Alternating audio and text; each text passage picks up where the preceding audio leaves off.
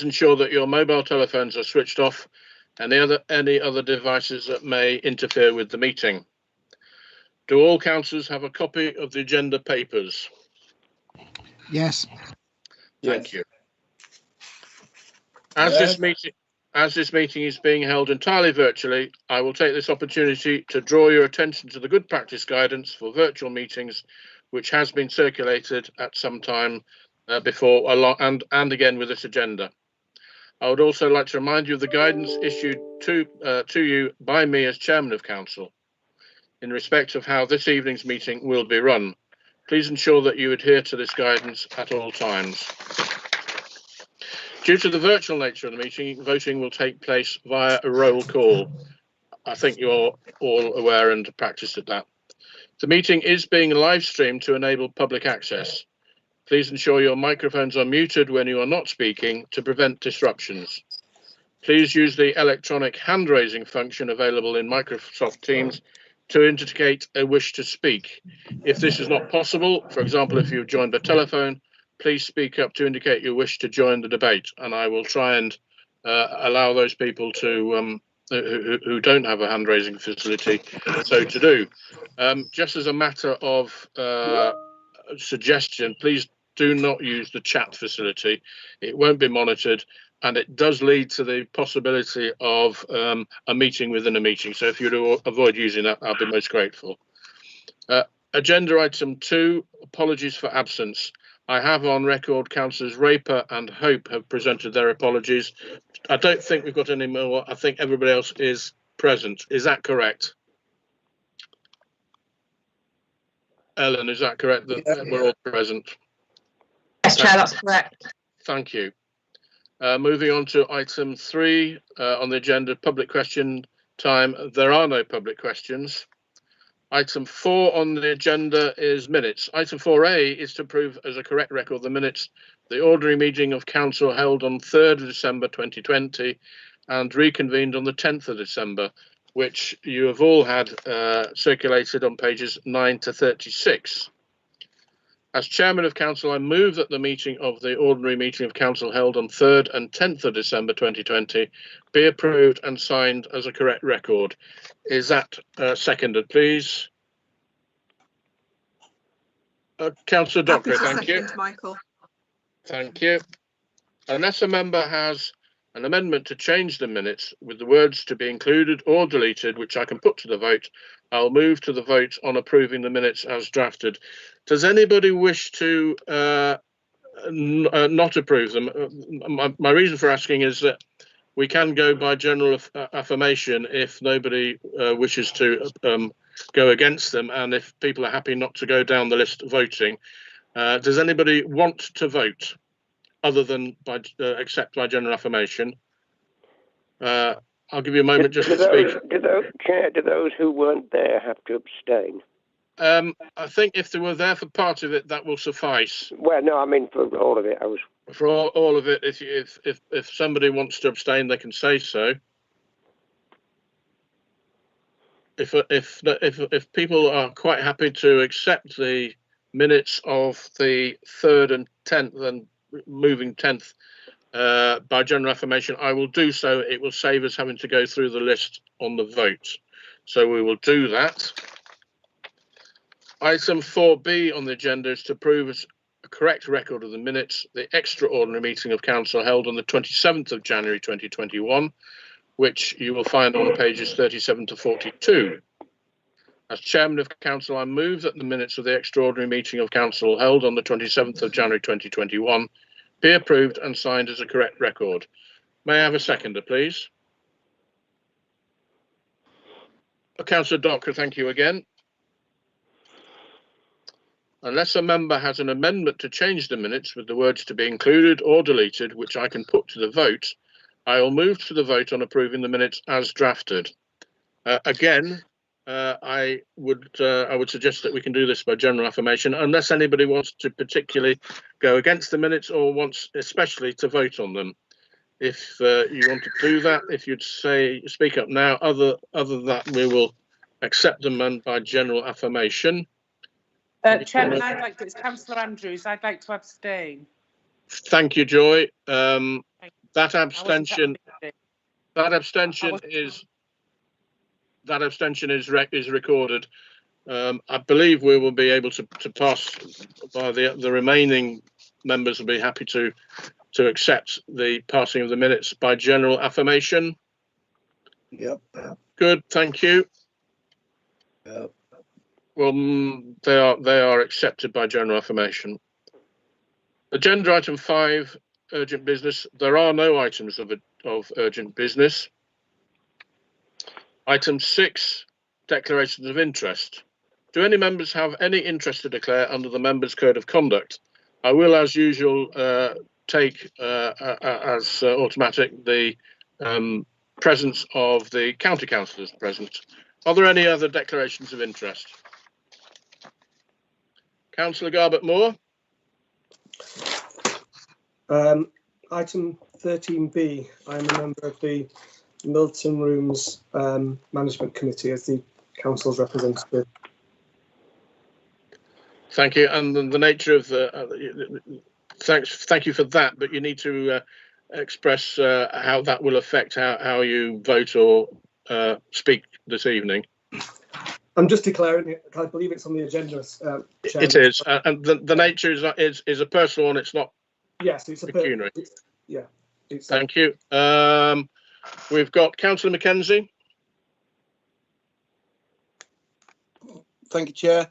Agenda item 14C. I sit on the town council. Thank So you. it's personal, non-pecuniary. Thank you, Councillor Delaney. Thank you, Chair. Same as Councillor Mackenzie, I sit on Malton Town Council, personal interest, not pecuniary. Thank you. Councillor Burr, I think you had your hand up. Yeah, I'm sorry, Chairman. My little hand won't raise, so yes, that's why I put my hand up. Minute 33, prejudicial pecuniary interest. I can leave the meeting if you so wish, although I do have the papers all in front of me to read and see, but I'm more than happy to not contribute, leave the meeting, whatever you'd like me to do. So you say minute 33. This is which item on the agenda are we looking at? The item item 13C, the car parking strategy. Thank you. Yeah. Thank you. Well, we'll see how when we get to that. Thank you for that, Councillor Burr. Councillor Paul Andrews. Yes, Chair. Same item. It's item 14D. As I'm a member of the town council, personal, non-prejudicial. Thank you, Councillor King.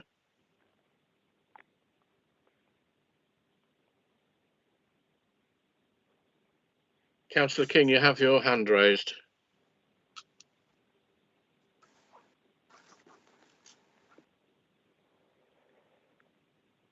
I think Councillor King might be having trouble unmuting himself.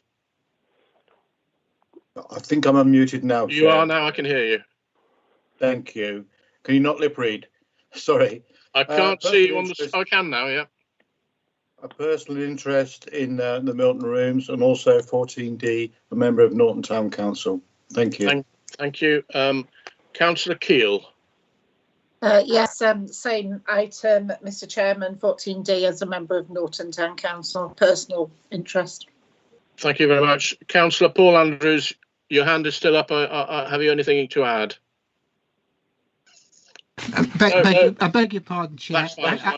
Actually, the item should be 14C that we're all declaring an interest against, I think, instead of 14D.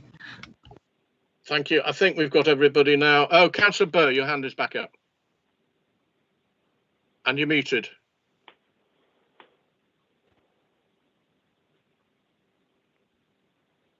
Apologies, my hand isn't working, Chairman. Yes, exactly the same as the other councillors. I'm a member of Malton and Norton Town Council. Thank you. Thank you very much. I think that has all the declarations of interest. Thank you very much, everybody. Moving on to the announcements. I have none, and the Chief Executive has no. There are no announcements.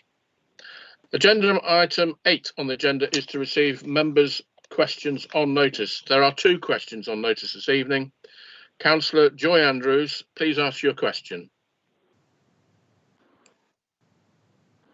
Thank you, Chairman.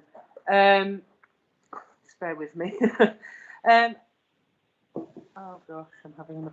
In reference to council support for people requiring to self-isolate, £500. 1, how many people have applied to RDC?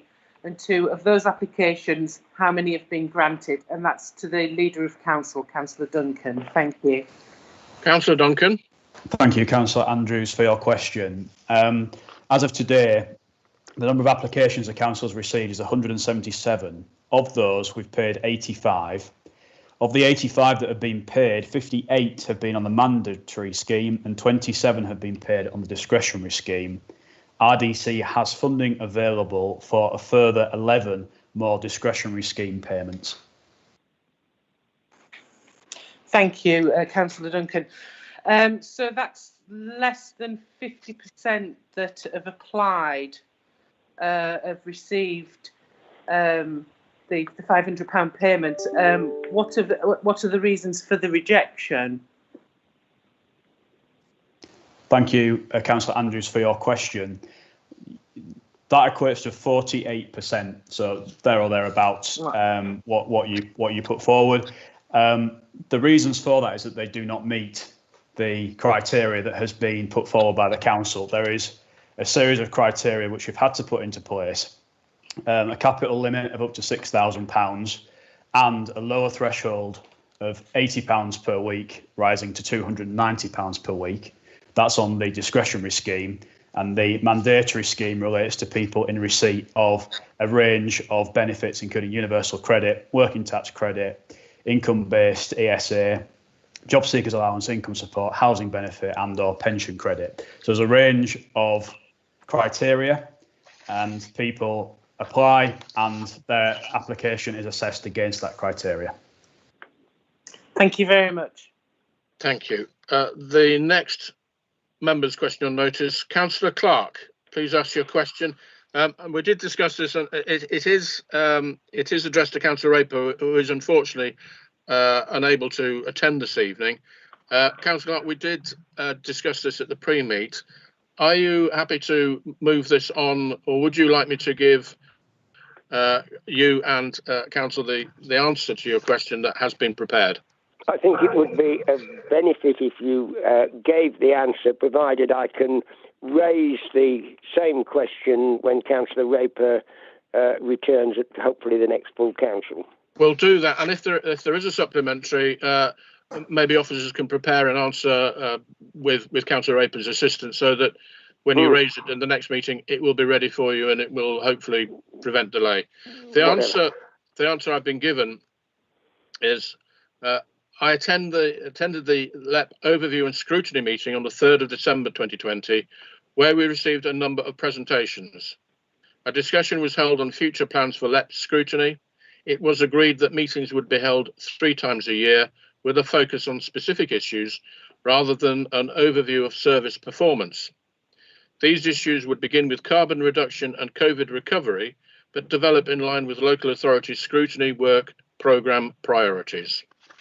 I'll let you have that in writing, Councillor Clark, and if you have a supplementary now, if you'd like to raise it now, and then if you'd give us a hard copy, and we can hopefully get an answer prepared in due course.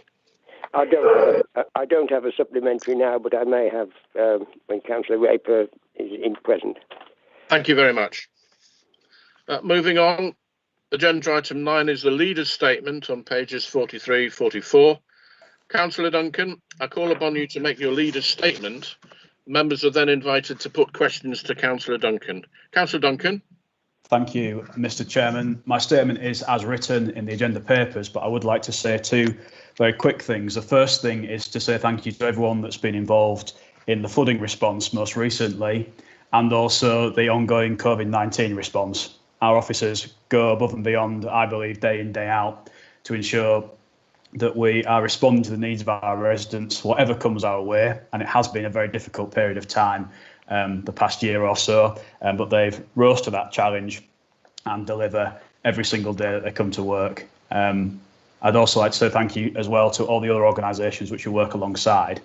That's the first thing I wanted to emphasise. The second thing is you will see from my statement just how much progress I feel we have been able to make despite all of the pressures. and all the challenges which we are facing. There's a range of projects and initiatives which we've been able to work on and support, and I think that we can all be encouraged by that as members, that we are making progress despite the odds. Thank you. I have questions from Councillor Paul Andrews, Councillor Keel, Councillor Rain and Councillor Braxton to start with. Councillor Paul Andrews. Yes, Chair, can you hear me? I can. Yeah. Councillor Duncan, I first of all would like to commend the work that the council staff have done in dealing with the crisis. What I'm concerned about is the way in which the council has dealt with flooding before the crisis actually arose.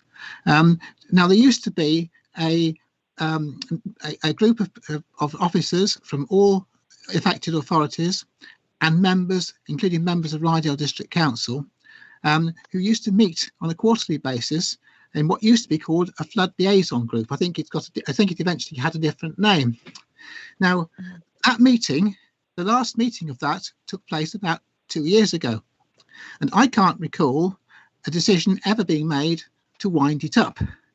So can you please, Councillor Duncan, tell me when, tell me why it has not met, and when it's going to meet again, and what action will be taken to immediately make sure that members are involved in the planning in regard to flood prevention.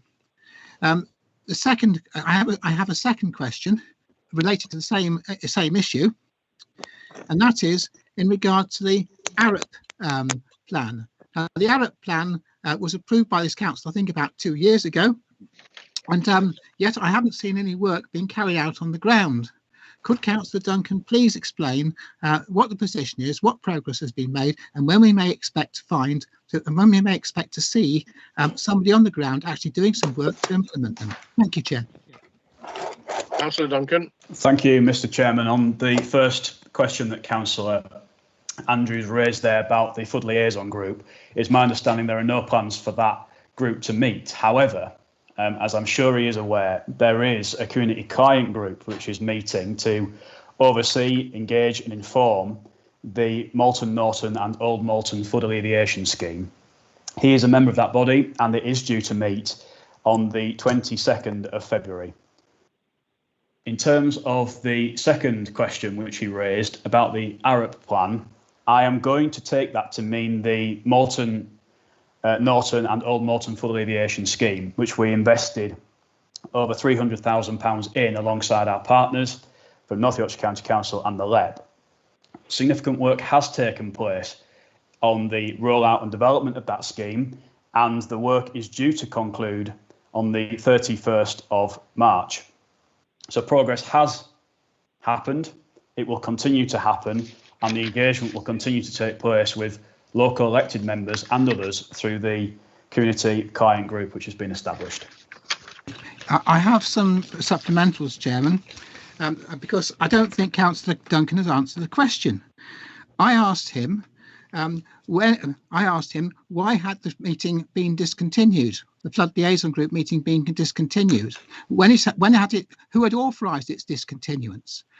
Is it just Councillor Duncan who has decided to discontinue that meeting? I want an answer. Members should be involved. As far as I can see, members have been deliberately marginalised. Now, I realise that the community client group, if there is a community client group, but that is associated directly and only with Malton and Norton. It has absolutely no remit to deal with anything outside Malton and Norton. It is therefore not the same thing as the flood liaison group, and I would therefore please ask when was it agreed by this council that we were going to discontinue those meetings? Who agreed it? Who decided it? And can I please have that answer? I think we have a specific question, Councillor Andrews.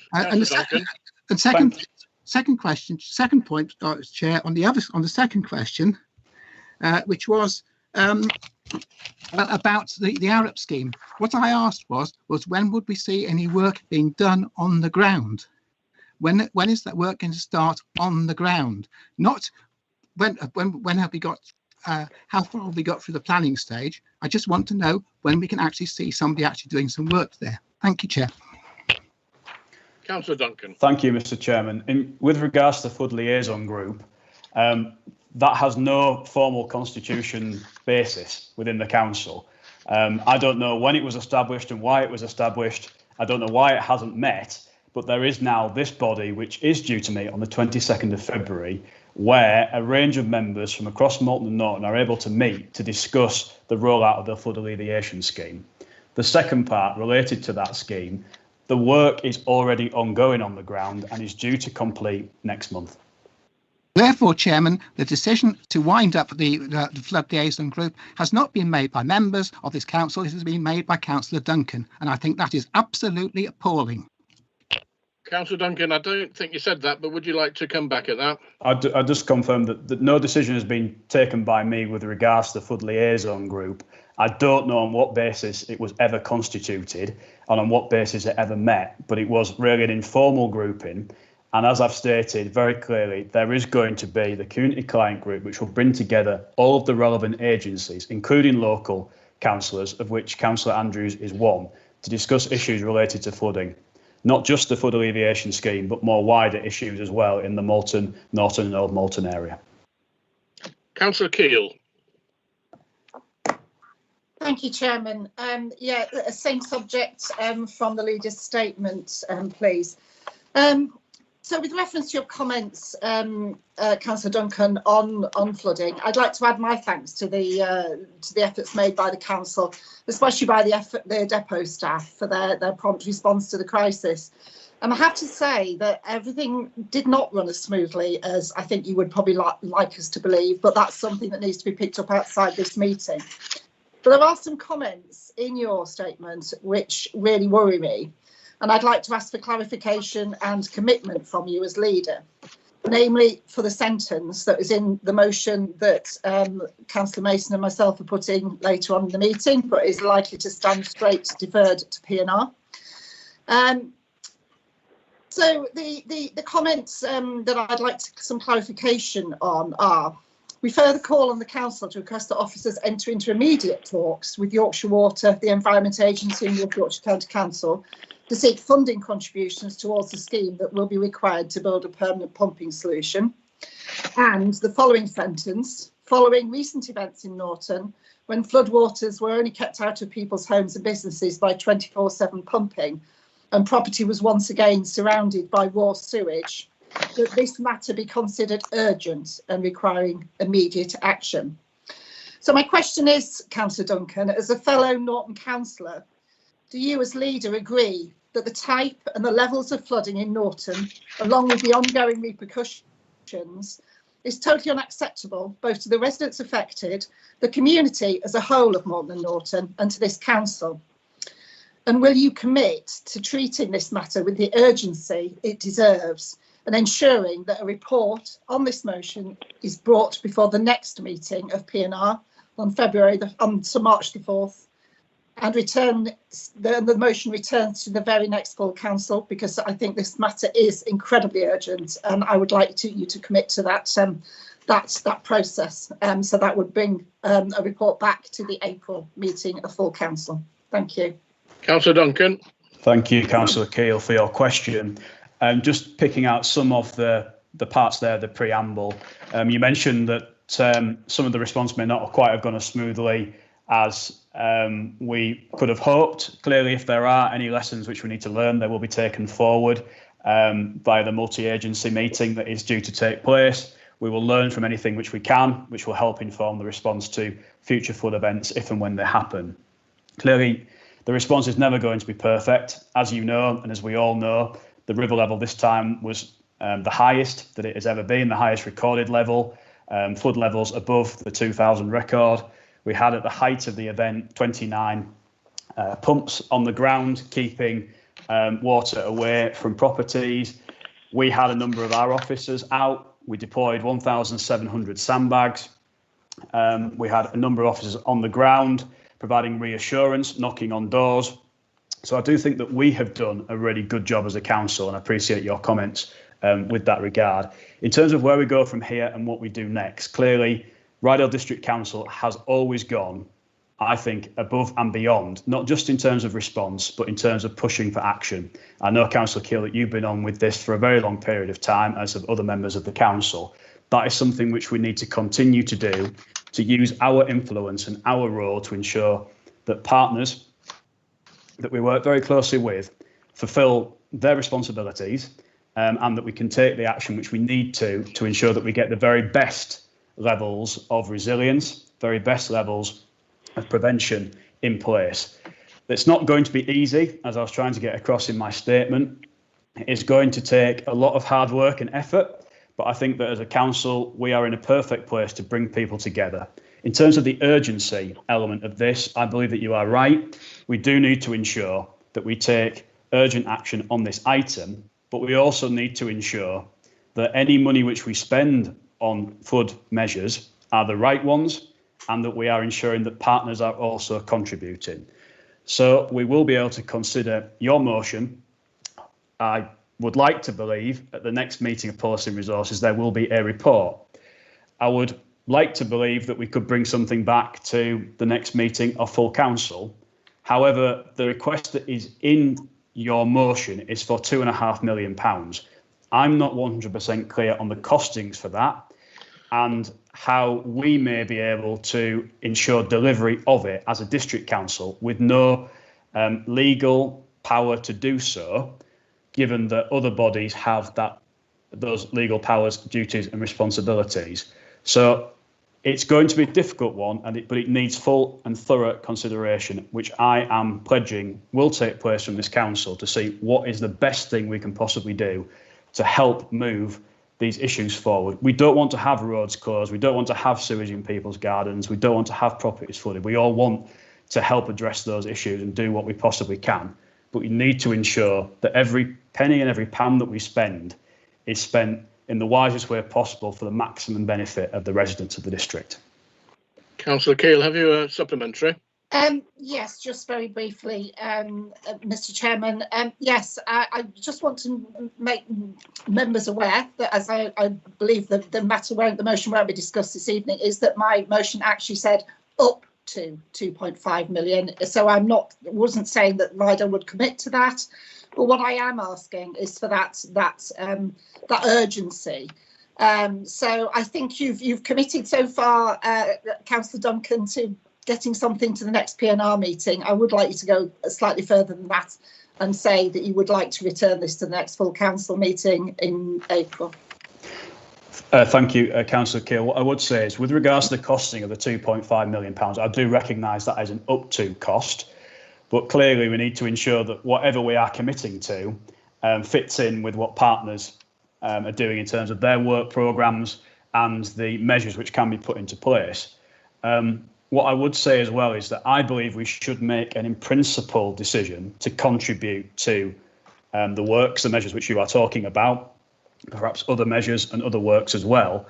We make that in principle decision to contribute, and then we look at what exactly are the schemes, how is it going to work, who is going to deliver them, and how are we going to ensure that the benefit that we get the benefit for the residents which we represent. That is going to take a period of time, but I think an in-principle decision to contribute, I'm not saying that's necessarily £2.5 million, and I'm not saying it's definitively for the scheme you have outlined, but an in-principle contribution I think is the right thing for us to do as a council. In terms of bringing something back to council next time, it will obviously be the will of the Policy and Resources Committee, and I haven't seen the information. I'd like to try and endeavour, Councillor Keele, to bring your motion back so that we can at least give some clarity, so it's not just sitting there for months on end. So I would like to hopefully try and say, I think we both want the same thing here as representatives of Norton. I'd like to try and get us there in the quickest way that we possibly can, and hopefully that answers your question. Thank you. Thank you. I've got Chairman, I have got another question, but do you want me to let others ask theirs? No. If it can be dealt with now, I imagine it might be a fairly quick one. It's on the same subject, unsurprisingly. During my time as on this council, as members know, I've been heavily involved in a lot of the development and funding of flood alleviation, both in Malton, Norton, Old Malton, and in Pickering. And I've always worked closely, I believe, with officers, particularly post-event, on what has happened after the many floods that Ryedale has faced. So my question is, in view of the fact that the role of member champion is now under review, when did it become the policy of this council to ask a member champion rather than an officer to gather feedback from other members on topics that are as important to our residents as flooding? And just as a point of clarification before you answer that, Councillor Duncan, this is with no disrespect to the member champion concerned. I just want to know whether the policy of the council has actually changed, because I've never been in this position before. I've always been able to feed back directly to officers. Thank you. Thank you, Councillor Keel, for your question. What I would say is that every member of this council is free to speak to our officers at any time and pass feedback, be it on flooding, be it on any other item. They are free to do so. With regards to the member champions, you are right. They are under review, and they have been under review now for many months. The outcome of that review, I'm not certain what that might be, and I'm not sure whether it is at the top of our priority list as members to do that review at this point in time. But clearly we do have member champions that have been appointed to be responsible for certain championship areas. Their duties and their responsibilities are not clear to me as a leader of the council.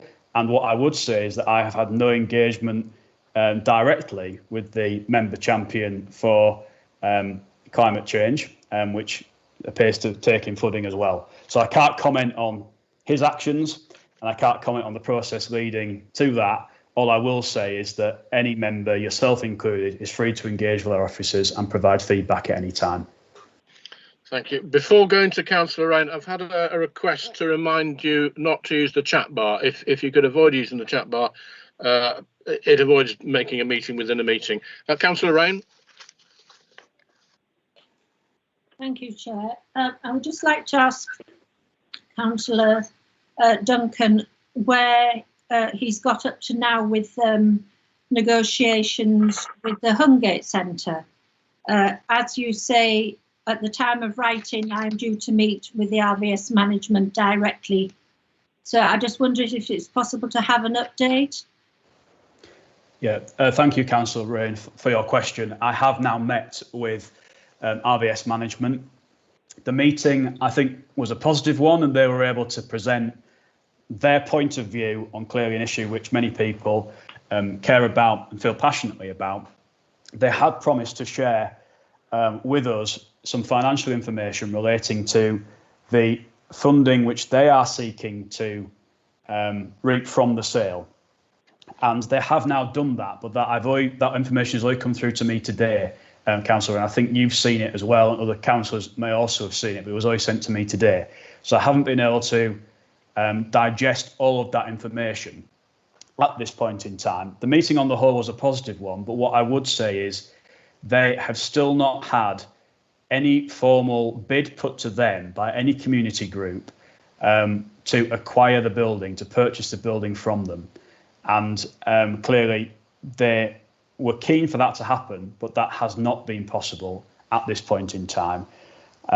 In terms of identifying the role for this council, clearly if a sale does proceed on the open market and residual funding is released above the amount that they are seeking to recover, then on that basis, there may be a role for Ryedale to investigate what we can play in allocating, looking after that amount of funding on behalf of the trust, which originally was responsible for the building. Supplementary, Councillor Ryan. Thank you. Yes. Obviously, Councillor Duncan, then you're not being sort of totally updated with the fact that Mel Bonney from Cavca has put in a bid that the actual Cavca in takeover transfer of the trusteeship, and she's waiting to hear from the RVS. She put that in a while ago now. So obviously, if Cavca were to take over the trusteeship, it would be wonderful. So I'm not sure, what you know about that or you don't know about that. What I would say, Councillor Breen, is obviously, I know you're asking me a question here, but it sounds like you know more information than I do with regards to the bid, the request that's been put in to the RVS. That sounds very encouraging if that has been put forward, and if that could be a viable way forward, that to me would be very encouraging. And I'm happy to engage with you separately about that if there's anything I can do to help and assist bring that to a sort of successful fruition. All right, thank you. Okay. I'll just go, there are a number of people wanting to speak, and I'll just go through them, and it'll allow people to rest their arms if possible. I've got Councillors Brackstone, Wass, Potter, Ryby, Councillor Frank and Councillor Burr are wanting to ask questions. I'm going to go to Councillor Brackstone first. You add me to that? I will do, Councillor Clark, I will do. Middleton Councillor Brackstone. is now joining. Thank you, Chair. I just really, Councillor Rain has covered the question that I wanted to ask, but I'd just like to add that time is pressing here, and I think that the people of Pickering could do with something a little more reassuring, you know, than hope and wishes when the future of an important community asset hangs in the balance. So I am very keen also to see what happens, and just to say that it is urgent and time is pressing. Yeah, thank you. Thank you. I don't think there was a question there, Mr. Chairman. But I think we can take a reaffirmation of the subject. I think. Councillor Wass. Thank you, Chair. I would just like to echo actually what Councillor Brackstone has said and Councillor Rain about the urgency of this, and it ties into the question I want to ask about flooding actually, as Councillor Duncan mentioned, gathering information for future meetings that Councillor Keel's asked for is obviously going to take some period of time. But the problem is with everything we're dealing with, we don't have that comfort zone, if you like. People are in desperate need either of community services such as the RVS Centre or in terms of being safe. And if we to believe what the scientists are telling us, and as Councillor Duncan said, that the river levels were at the highest this time that they've ever been, things are only going to get worse. And I haven't been on the council a great deal of time, but you're already hearing the same problems being reiterated to do with sewage. And it just seems as though that nothing is being dealt with as a matter of urgency. And we shouldn't need to be discussing this. This should be uttermost in our minds to support and save people from what really is a Dickensian kind of mindset. We wouldn't put up with this in that day and age. Why should we be putting up with it now? And my question to Councillor Duncan is, could he give me any figures about the effects of flooding to the people in the Pickering area?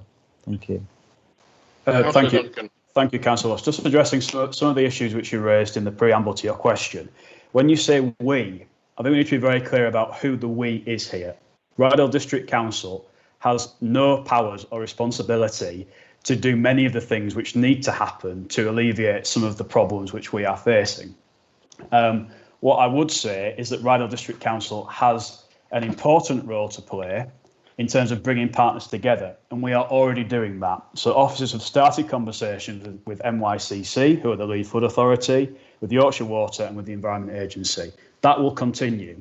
In terms of history, and this goes beyond as well my time on the council, Ryedale District Council has always gone above and beyond contributing funding to a range of measures to prevent and combat flooding issues, particularly in the Moulton and Norton area, but also in the Pickering area.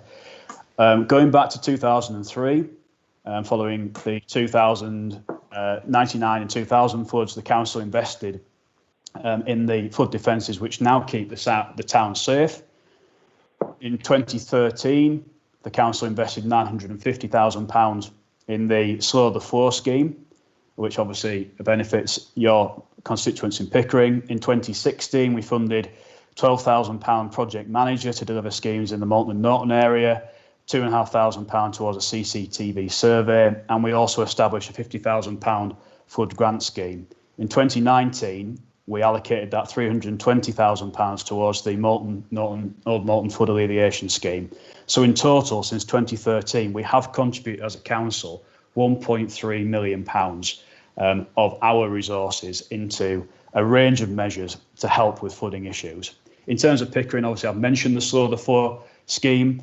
In terms of actually the events on the ground, it is my understanding, Councillor Wass, and I would need to clarify this, that there was a property flooded in the Pickering area, and we did assist the resident of that property as best as we could. Have you a supplementary, Councillor Wass? Yeah, thank you for that, Councillor Duncan. I want to clarify, though, I wasn't directing that as a slur against anything the council is doing or officers. That was not the means by which I was directing that. And I would put myself and other councillors who support Pickering in terms of what we need to do as well and act as a team. I fully want to put that out there just to clarify that. But I do think, as you said, we haven't got the necessary powers to act immediately on things, but what we have got is the art of communication and the fact that we need to be directing things more urgently than ever before and making sure that this is a priority. And I'll count myself in that as well. Thank you. Thank you. We've got Councillor Potter, a question from Councillor Potter. Yes, thank you, Chair. I've actually got 3 questions, being as it's quite a lengthy leader statement. First, could I just go back to what's been said about the Land Drainage Liaison Group? And Councillor Wass mentioned the art of communication there. I've been going along to that drainage group for probably over 10 years, and I found it to be a very important, and I stress, very important forum. And I think it's a great shame that it's been removed against the will of members, and that is quite counterproductive as well, and with little or no feedback from officers about discussions that might be going on with North Yorkshire. Right, so I'll go on to my first question. I'll do them one at a time to save any confusion. So I too am on flooding on paragraph 3. And the leader rightly thanks various authorities for the excellent multi-agency response to flooding, and I very much agree with him. But he makes no mention in there of the lead local flood authority, and I stress that lead local flood authority, which is North Yorkshire County Council. So what's the reason for this important omission, given that the task is now to bring funding partners together to push for further protection? Yeah, thank you, Councillor Potter, for your question. I knew exactly when you started your question there what the question was going to be, because I realised after publication of my statement that there had been that oversight, which is a genuine oversight, and I would like to say very strongly thanks as well to North Yorkshire County Council, of which I'm a member, for the role that they have played, not only in the response to the flooding event, but the role that they have played also in preventative works, including the Malton, Norton and Old Malton Flood Alleviation Scheme. Your second question, Councillor Potter. Yes, thank you, Chair. I'm on to the investing in Ryedale in paragraph 2, and referring to investment in the Thornton Road Industrial Estate, the leader references significant cross-party agreement. Now, given that the vote at P&R went to the chairman's casting vote, how exactly does he justify that comment? Is it Alice in Wonderland or our Harry Potter? And why are we completely ignoring our own climate change policy and agreed climate emergency in the construction of this industrial development?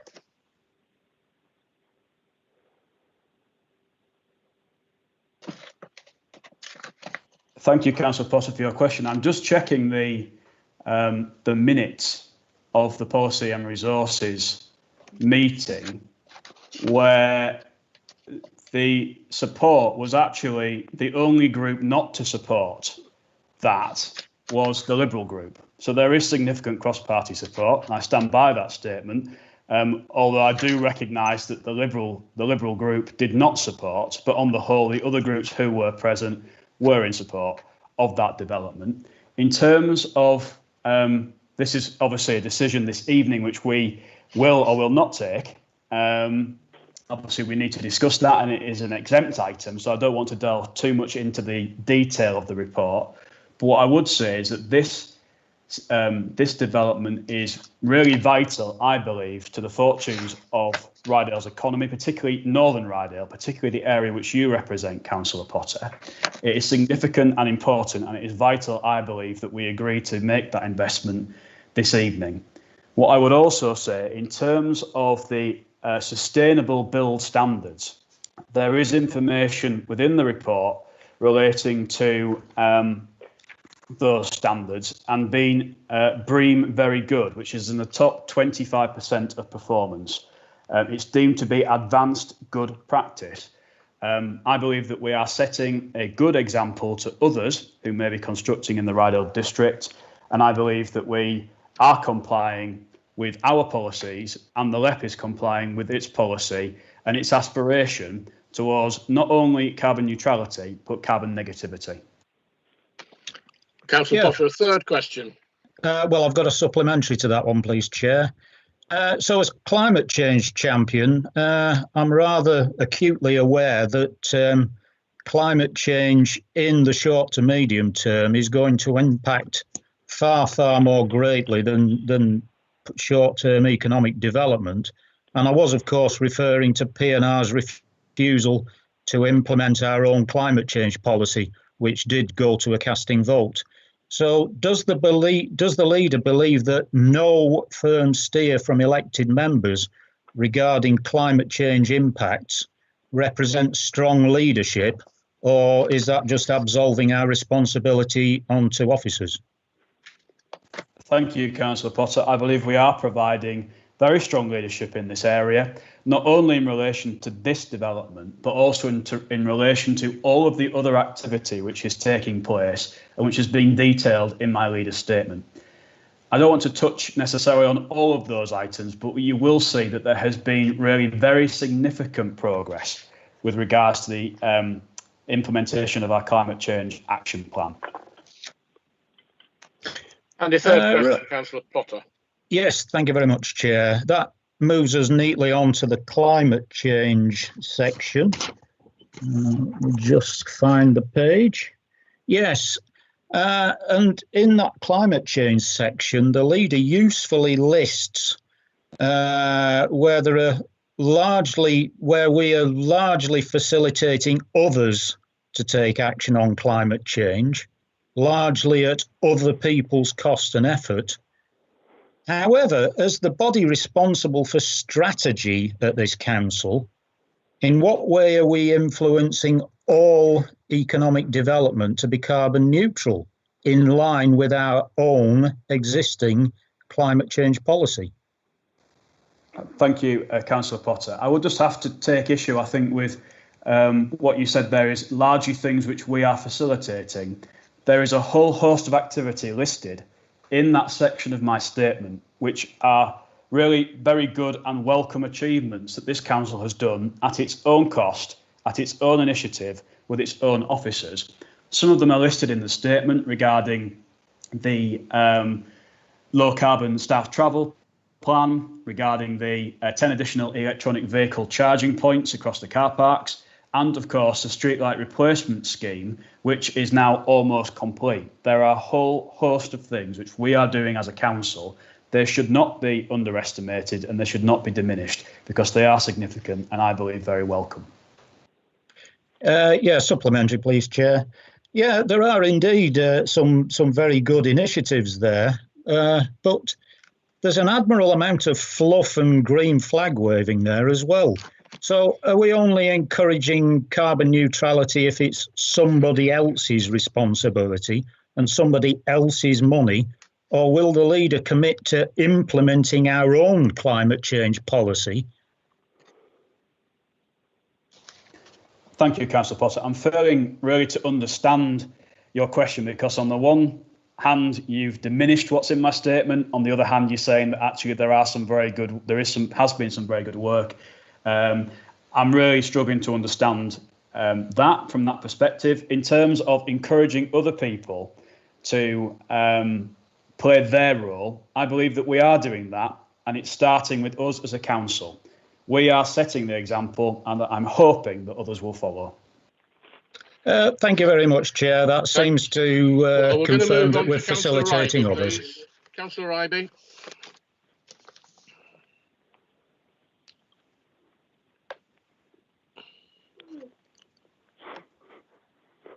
Is Councillor Ryby still with us? Yep. I would like to raise the flood issue yet again.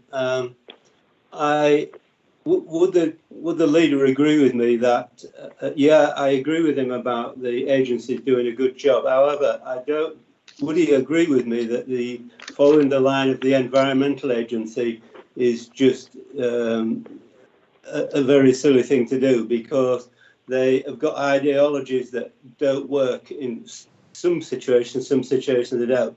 So my concern is the rewilding of the Derwent is just going to contribute every year to more and more risk of flooding. And if you go far enough forward, I suppose eventually when the Derwent becomes totally clogged with trees and silt, we will have the Vale of Pickering, so we won't be able to live there any longer. I would suggest that we really challenge the Environment Agency about their policy, and I would suggest that if we did remove aquatic growth somewhere between Kirkham Abbey Weir up to where the Rye joins the Derwent, you would probably find that the level of river water in Malton will be lowered by, I guess, 25 to 30 centimetres. And perhaps at the point of where the Rye enters the Derwent, it would probably be 35 to 40 centimetres. The advantage of lowering it at the entry of the Rye into the Derwent is that the areas that you talked about, the 6 places that are flooding, would be less at risk because it's a backup thing. The work they've done at Pickering, that storing water is fine, and we can still have that in various areas. But the fact is, if you stop the water running, which is what the policy is, it will just stop and build up, and you'll get more and more floods. Councillor Duncan. Would you agree that we should challenge the views of the Environment Agency? And I quote the Somerset Levels, where they were totally opposed to dredging it in the River Parrett. And guess what? After pressure from the government and the council in Somerset, guess what? We've gone 4 years without any further flooding in that area of any consequence anyway. So please challenge, don't just say thank you, what a wonderful guy you are, Environment Agency. Say you're wrong. You're wrong. We don't want floods. We don't want floods. Thank you, Councillor Raby, for your question. It sounds as if you've got a lot of technical information there, which I do not have. I'm not an expert on these matters. I can't comment really on the position of the Environment Agency because I don't know what the position of the Environment Agency is. I don't know what their views are. However, what I will say is that we obviously do work very closely with the Environment Agency, and we have to do so. They are a statutory body with functions, and we really have very little choice but to try and work constructively with them. Clearly, I would want to be very clear what their views are on the issues which you have raised, so that perhaps we can take a view as elected members and communicate that back to them. But I wouldn't want to unilaterally do that myself as leader of the council because I don't have that understanding. And I'm also not quite sure necessarily how constructive that might be. But I'm happy to have a conversation with you, Councillor Ryby, in more detail on this issue. Supplementary, please, Chairman. Councillor Ryby. Yeah, I find that's, I thought most people knew what the policy of the Environmental Agency was, and that is non-dredge or we introduce beavers and clog up the rivers, which in certain situations that's fine. But it's across the board, and you go into Lincolnshire, lots of places in the countryside, and the policy is all the same. It's everybody's got the same policy from the Environment Agency. And in situations like Malton, my belief is that they are totally wrong. And look at the science, it's a fact, you know. You see it, you're telling us it's getting more wet every year. It's not that it's been a wet autumn, but it's not been absolutely terrible. But yeah, we've had the highest river levels yet. That sounds like an extension to your statement, Councillor Ryedale, which we'll take on record, but I don't think it was a question. There are a number of people wanting to ask questions, so we'll move on if we may. Councillor Frank. Thank you, Chair. My question's the government reorganisation, the unitary bid. Can I ask how much, I wanted to know what the exact costings were and how much of the 49k has been spent, if we've gone over, under or the same as the other councils, the 15k that they're committed to. Thank you. Thank you, Councillor Frank, for your question. What I would say is that in terms of the 6 district councils that have worked on the East and West proposal, all of the costs have been equitable across those authorities in terms of development of that bid, that submission to government, which is now there for their consideration. I do not have any further update on the consultation at this stage, although I believe that we are going to have perhaps an imminent announcement in relation to which of the bids, the 2 that have been submitted, are going to be taken forward. In terms of the costings around the development of the East and West proposal, we have spent in total £40,000. So that's £40,000 since the start of the development of this work. So that's the original £25,000 plus £15,000 from the £50,000 which was subsequently agreed by policy and resources. I believe it is important there is transparency around these costs, but what I would say is that clearly we all have a vested interest as members, myself, yourself, Councillor Frank and others, to ensure that we have the very best bid, which we've now submitted, and that we try to get the very best outcome out of the consultation, because all of us, all of our lives and all of our residents' lives are going to be affected by whatever situation in terms of local government we end up with ultimately at the end of this process. Councillor Frank, have you a supplementary? So what you're actually saying then, Keane, is that we've just spent 15k of the 49k that was allocated. So what's going to happen to the rest of that money? Is it going to be spent on this unitary bid, or is it going to be back into our capital programme? Any funding that has been allocated of that £50,000 that is not spent stays with us, stays in our bank account. I've still got a number of people, and I'll let Councillor Mason. I've added you to the list just to let you know that I do know that you've raised your hand. Councillor Burr. Thank you, Chairman, and I would just like to say a huge thank you to everyone who worked tirelessly on the recent flooding events. However, 29 portable pumps and 3 weeks closure of County Bridge cannot be the best way for our towns and our residents. And I look forward to this council using some money for permanent pumps. And I am pleased to hear our leader of council say that he wants to move forward with this. So I'm looking forward to that. I'm just moving on to thinking about investment.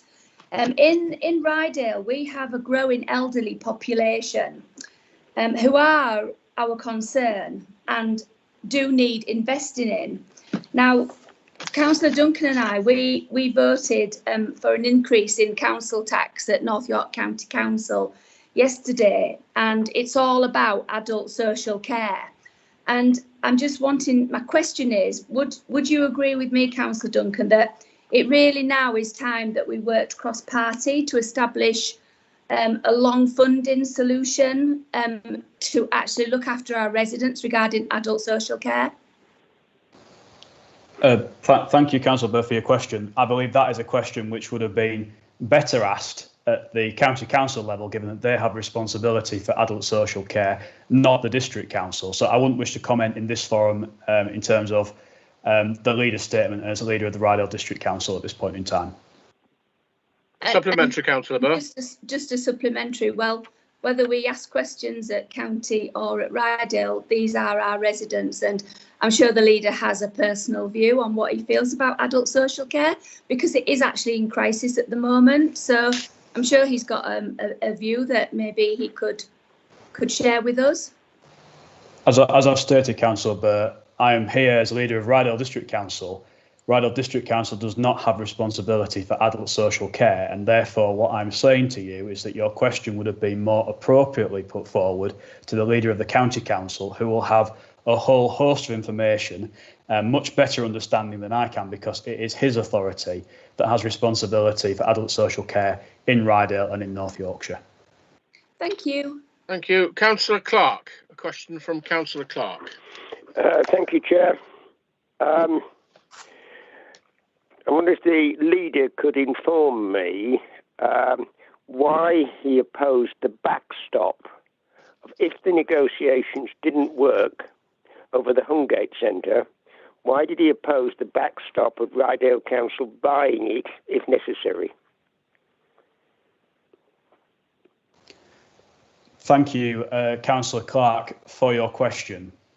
Clearly, if this council made a decision to buy the building without anybody prepared to run the building, anybody with a plan to run the building, which until tonight I hadn't been aware that RVS had been presented with by anybody prepared to do so, then we would have been buying a building with all the liabilities that come with it, but without any public benefit whatsoever. So it is on that basis which we felt that buying the building was not the appropriate course of action, not least the appropriate course of action at this time.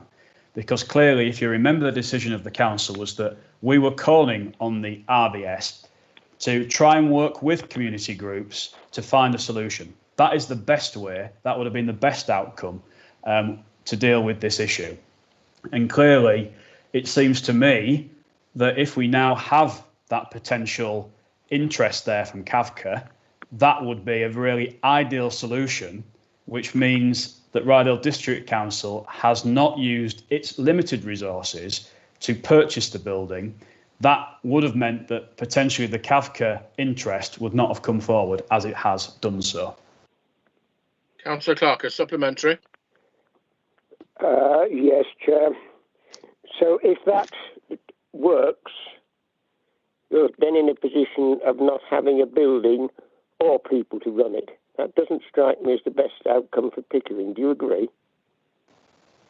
Councillor Clark, are you suggesting, as I think you are suggesting, that we purchase a building against all the very strong officer advice, and I don't want to get too much into that because, again, that was an exempt item, but that we purchase a building, that then there was nobody to operate to bring community value, community use to the people of Pickering? I don't understand why we would purchase a building with all the liabilities that come with it, potentially up to significant figures, which you are aware of and I'm aware of that were in the report, with no operator prepared to run the building. Now, clearly, if someone has come forward and has approached the RVS, then that is a welcome scenario, and I hope that that will come to fruition eventually.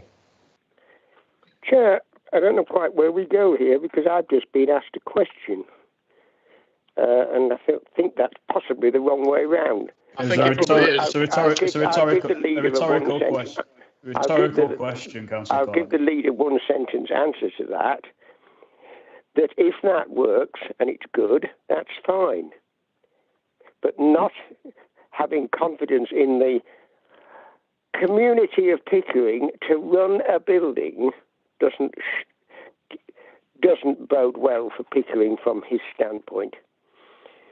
My second question, Chair, is in relation to there appears to be nothing in your statement about a staff survey. Has there been one, and what was the outcome? Thank you, Councillor Clark. Just in relation again to the Hungate Centre about the confidence in the people of Pickering, what I would say is that the RVS, there was that 6-month period, and there was another 6-month period, and I think there was another month extension. And in that period of time, longer than a year, no viable business plan was presented to the RVS to allow transfer to a community organisation. They've had a year, and that did not come forward, rightly or wrongly, but that proposal did not come forward. Now, clearly, if there is now a proposal on the table, that is welcome news, and I would welcome it as leader of the council. Turning to your question there around the staff survey, my understanding is that a pulse survey has taken place and that the results of that will be communicated to all members in due course. Have you a supplementary on your second question, Councillor Clark? Yes, Chair. Have you any idea, Leader, why the staff champion was not informed of either the survey or the outcome? Thank you, Councillor Clark. I have no idea and can't comment. Thank you. Councillor Oxley, question from Councillor Oxley. Yes, thank you, Chair. Short questions, no supplementaries, and to the point. The leader's statement contains lots of good things that we're doing. We're not perfect, and there's a lot of work to do. But would the leader agree with me that it is these positive things that we ought to be reflecting and letting the people of Ryedale know what we are doing on their behalf? Thank you, Councillor Oxley. I think that is worth saying that while we have been faced with immense challenges, as I referenced earlier on in the meeting, COVID, flooding, reorganisation, these are 3 things, just to name 3, which I have faced in my time as leader of the council, we've all faced in our time as members, which have presented extremely unique circumstances and challenges. But despite that, we have been able to make significant achievements. And I think it is right that we do celebrate the achievements which we have been able to achieve. And I say that as we, meaning the entire council of 30. And clearly, I believe we do have, at the core of everything, a common interest, which is to deliver for our residents. And I believe that when we do work together, and there is consensus around things, we are able to achieve a lot for our residents. I would like to try and encourage that. And as leader, I would like to see that happen. It's not always easy, but there are things which we have been able to achieve and which we should celebrate. And what I would like to say is that clearly I've now been leader for perhaps coming up 2 years. And I feel that what we've been able to achieve in the past 2 years is greater than what we achieved in my first 4 years on this council. I believe that we've been able to achieve more than that entire period of time. And if we have a year or 2 left, I believe that we can achieve yet more in that short period of time before we do finally close the doors for the final time and Ryedale District Council, sadly, ceases to exist. Did you have another question, Councillor Oxley? Just very briefly, Leader, picking up on the flooding, it was been pointed out already to the Leader that there was an omission in his list of thanks. Could I please ask him if he would also reference Pickering Town Council in that, as they were the body that stepped in at the last minute and provided the money for the maintenance that made the whole thing happen? Thank you. Thank you, Councillor Oxley. What I would say is that my list is not totally prescriptive, and I'm sure that there are a whole host of people and organisations, Pickering Town Council being one, that I would extend my thanks to. It has been a phenomenal effort in all parts of the district, not just Malton and Norton, but other places as well, which meant that we were able to support people. And I thank everybody individually and collectively who was involved with that. Before going to Councillor Mason, there are a couple of people who've left their hands up. If you've already asked a question, if you'd lower your hands. Councillor Mason.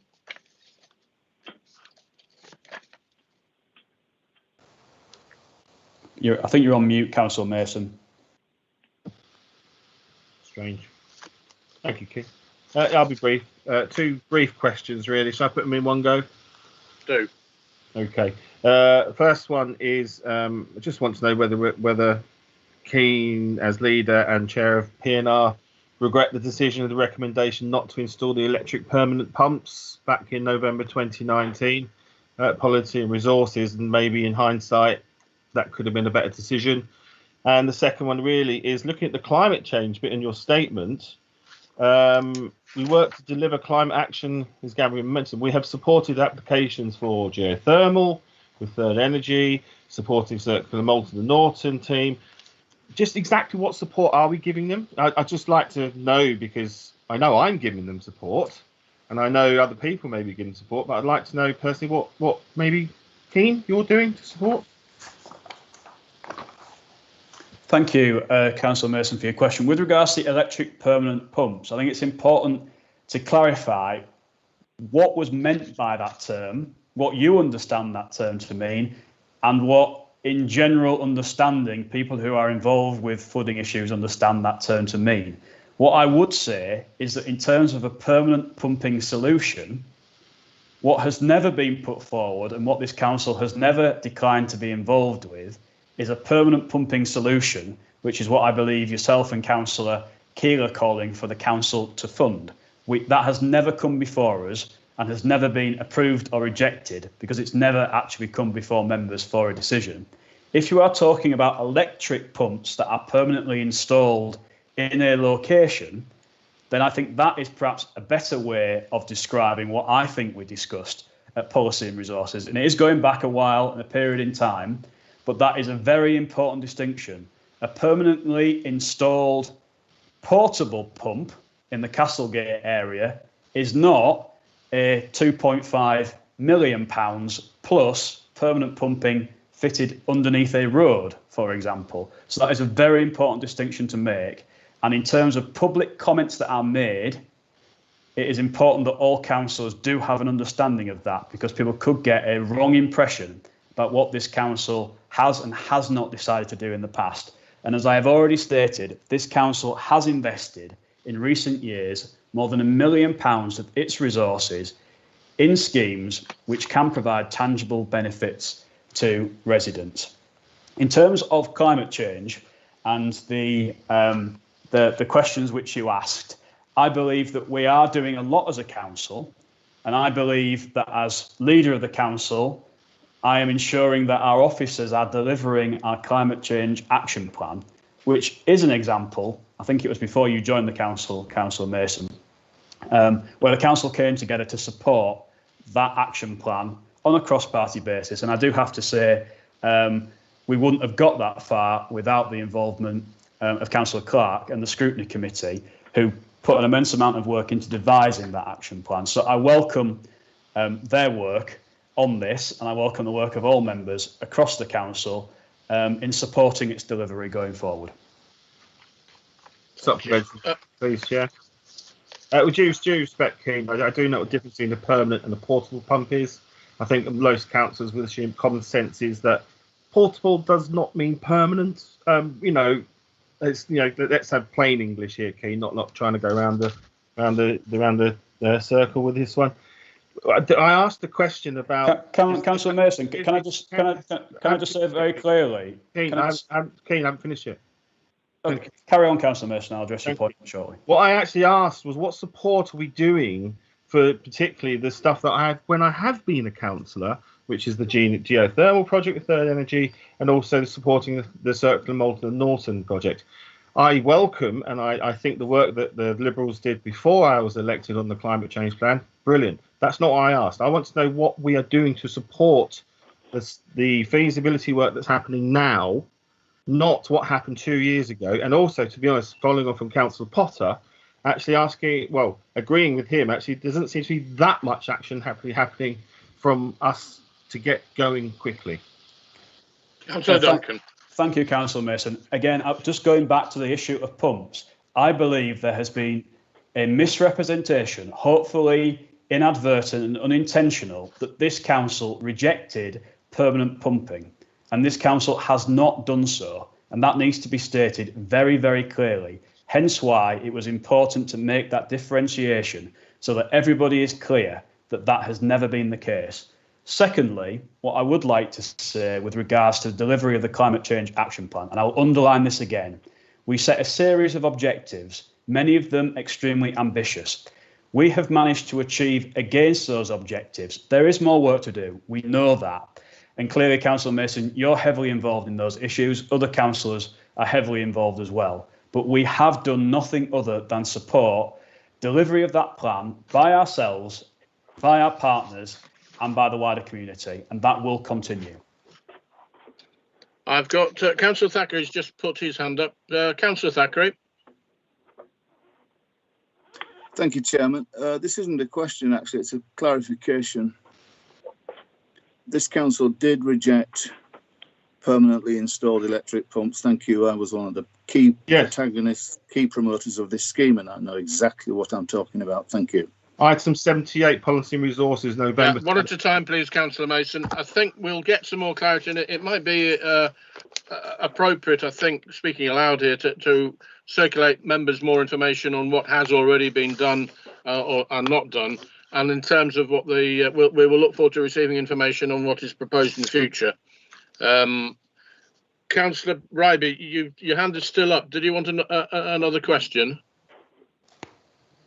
You are muted. Put your thumb up or down if you want to speak. Have another question. That's fine, thank you. We're going to move on then to item 10. Turning now to item 10 on tonight's agenda, relating to the revenue and capital budgets and the setting of council tax for 2021-2022. All members should have with them the council agenda and budget papers and additional papers which have been sent out subsequently. The following additional papers have been tabled. A completed set of information in the table at paragraph 4 on the agenda front, and Annex C, which came by separate cover. Council first needs to consider the recommendations of the Policy and Resources meeting held on 4th of February 21, shown on pages 51 and 52 of the agenda, and the report of the Section 151 officer, shown on page 53 of the agenda. Firstly, I will ask the Chairman of Policy and Resources Committee to introduce the report and take questions. Members have already had the opportunity of asking questions on the financial update in December and the Policy and Resources meeting on the 4th of February 21. When these are finished, I will ask Councillor Duncan to move a motion dealing with minute 36 of the Policy and Resources Committee on the 4th of February and the recommendations in the Section 151 officer's report. And we will then, once it is seconded, we'll move into debate. I now call upon Councillor Duncan to present the report and answer any questions. Councillor Duncan. Thank you, Councillor Cleary. The recommendations are on pages 51 and 52, and I propose that I'm proposing those as written on pages 51 and 52. Thank you. Are there any questions for Councillor Duncan? We do also need to have it seconded. Is that seconded? Councillor Arnold, thank you. Are there any questions for Councillor Duncan? Councillor Ryby. You're muted still.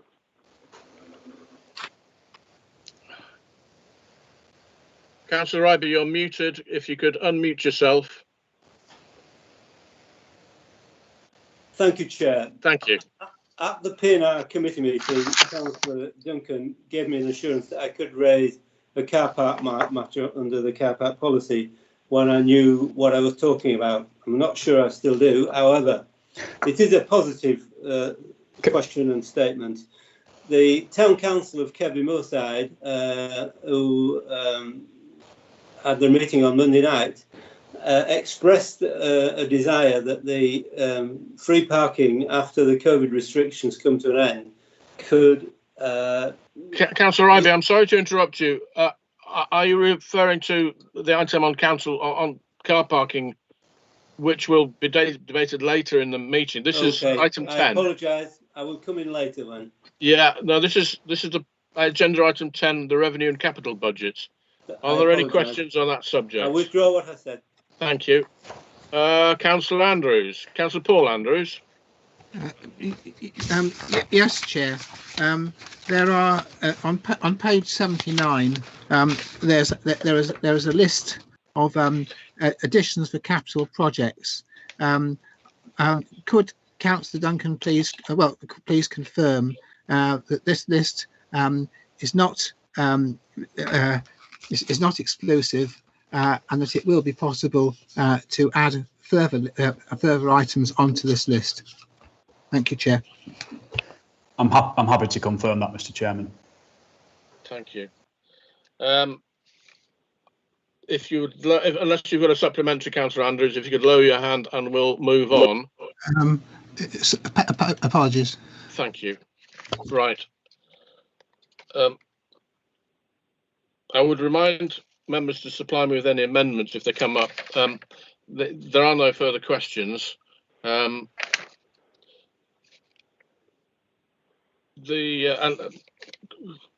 start again.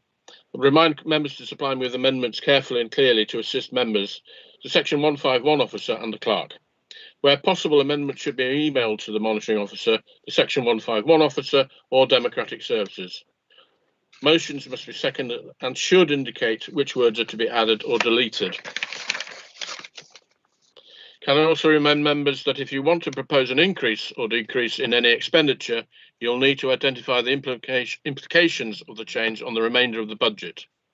Budget amendments need to be self-balancing. For example, generally speaking, increases in expenditure or reductions in the council's income need to be funded in one of the following three ways: out of the council reserves, payment from one budget heading to another, and an increase in the precept.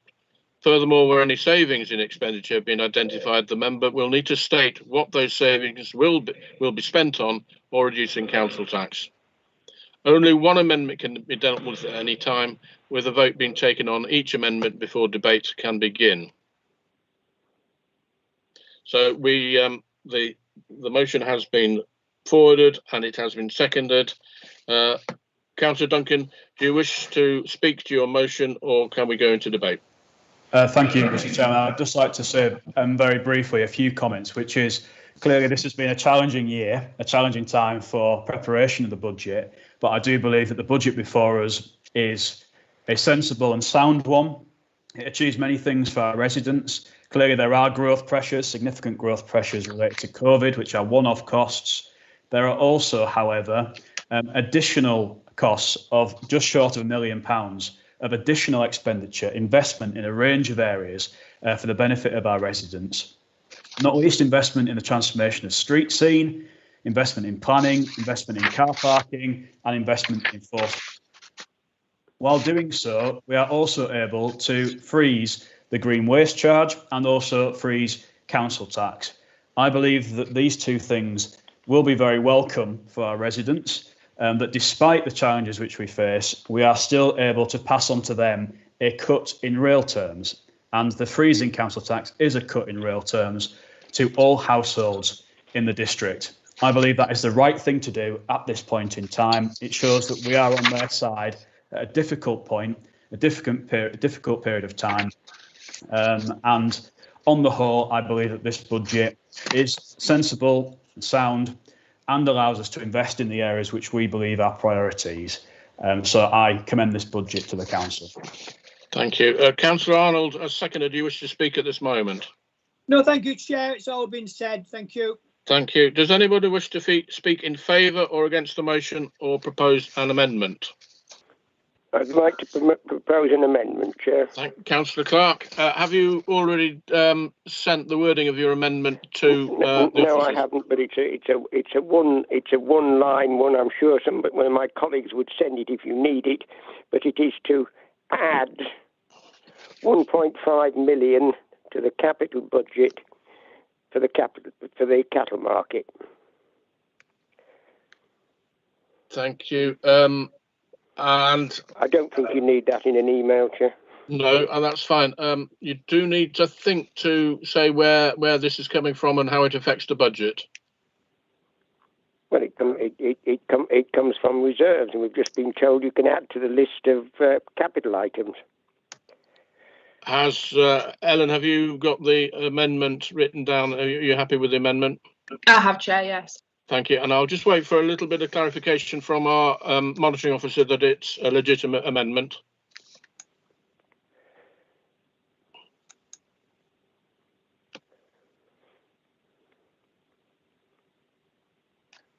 Thank you, Chair. I'd also seek advice from the Section 151 officer as well, with this being a budget amendment, but having identified where the money's coming from, the proposal in itself, in my view, would be valid. The only proviso I'd add is the council hasn't yet taken a decision about the future of the livestock market. So my understanding is this is just about putting money aside, which could be used in the event a decision was taken. But we do need to be clear, we're not actually taking a decision about the livestock market. We're just looking at allocating some money. But I'll pass over to my colleague, Anton Hodge, Section 151 officer, who'll add to my comments. Thank you. Thank you, Anton. Yeah, good evening, everyone. Can you hear me? I can. Thank you.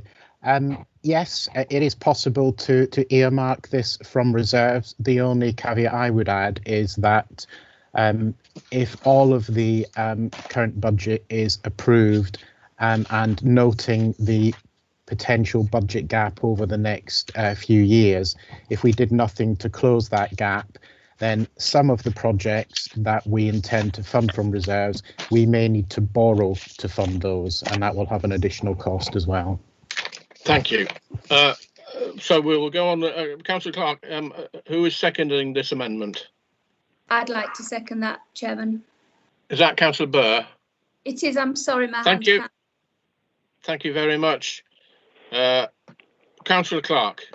Yes, very briefly, Chair. My memory is that Council did decide that it wanted to support and do the cattle market, and nothing appears to have happened in what must be 2 years now. And on that basis, the money needs to be earmarked to go with what I believe was a decision made by Council. Thank you, Chair. Councillor Burr, seconder, do you wish to speak at the moment? Do you want to reserve your right? No, I'll speak at the moment. Thank you. Yeah, in line with what Councillor Clark was saying, I do think we, as a council, wanted to move forward with this, but it just seems to have got stuck in the grass and nothing has actually moved forward.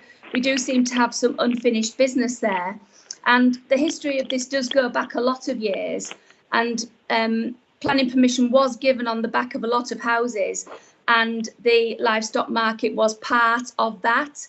So I do feel that an injustice has been done and we need to resolve this.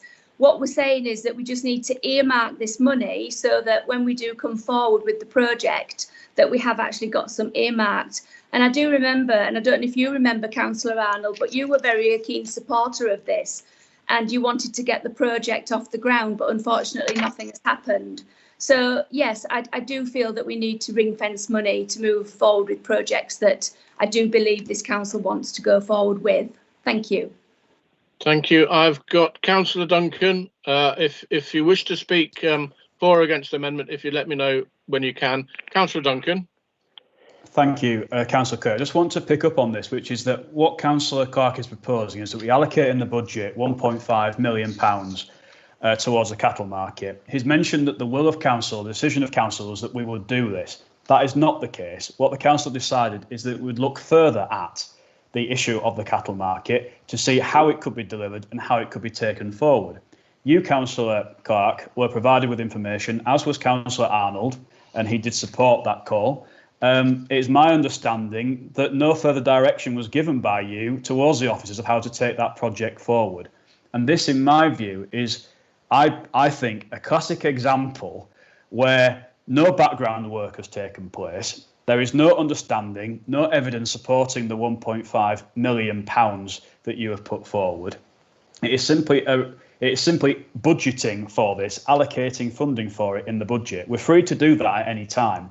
And clearly, if the will of council is that we want to take part in a cattle market project, whichever way we want to do it, through directly doing it ourselves or through supporting somebody else, that is a decision that we need to take consciously on the basis of all the information and on the basis of all the evidence that we might have. Just to allocate funding for the project means nothing. It takes nothing forward whatsoever. It is simply an amount of money put onto a balance sheet and could perhaps give people the wrong impression or a false hope that we are able to do something with this project. And I would actually like to see us do something, because I do think it is important. What we can't do is simply allocate funding and allocate cash in this way. So the principle may be right. Maybe Councillor Clark does wish to take this forward, although all the evidence is that he hasn't really done any background work or given any direction to the officers with regards to how he wants to see this taken forward. But let's say that he does wish for this to come to fruition, and we all want to see that happen. That's fine. But the way to do it and the way to take it forward is not just to make a token gesture of allocating money in the budget. It's to devise the case, speak to the people, bring people together and see what role we can play as a council. I'm hoping that we can play a role, but simply allocating cash in the budget like this, in this way, is not the right way of doing things. And one final point I would like to make, please, Mr. Chairman, is that on the basis of the current financial information which we have, this council in March of 2020 had £16.2 million in reserves. By March of 2024, this council will have £6.7 million in reserves. And with the gaps in funding, if no corrective action is taken, and if we keep making decisions in the way in which some people wish that we make decisions, for example, a request for £193,000 becoming a request for £500,000, more than double the original request, or we submit to make funding decisions over and above our legal responsibilities, for example, flooding pumps at £2.5 million, add on top of that a credit union of £500,000. If you could start winding up, Councillor Duncan, we've got time. Thank you. And now a livestock market at £1.5 million. We will exhaust our reserves sooner than we anticipate, which is 2025. We will have no money left whatsoever to invest and keep our priority active for the people which we represent. Councillor Frank? Chair? Councillor Clark, I'll let you come back in reply towards the end of the debate. Okay, because you said Councillor Duncan was winding up, and I wasn't sure what. No. He's just simply speaking to the debate. I'm wanting to wind up because he's gone over time. Yeah, it does okay, happen. You're not the only person who I give extra time to. I realise that, Chair, and I appreciate it. Councillor Frank.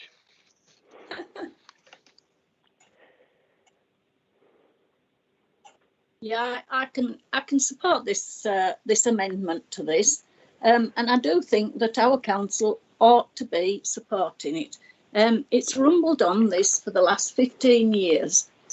We've gone all through various. It's no good saying there hasn't been a worked up plan. There was a really good business plan worked up about 8 years ago, and it's somewhere in a cupboard in Ryedale House, as far as I know.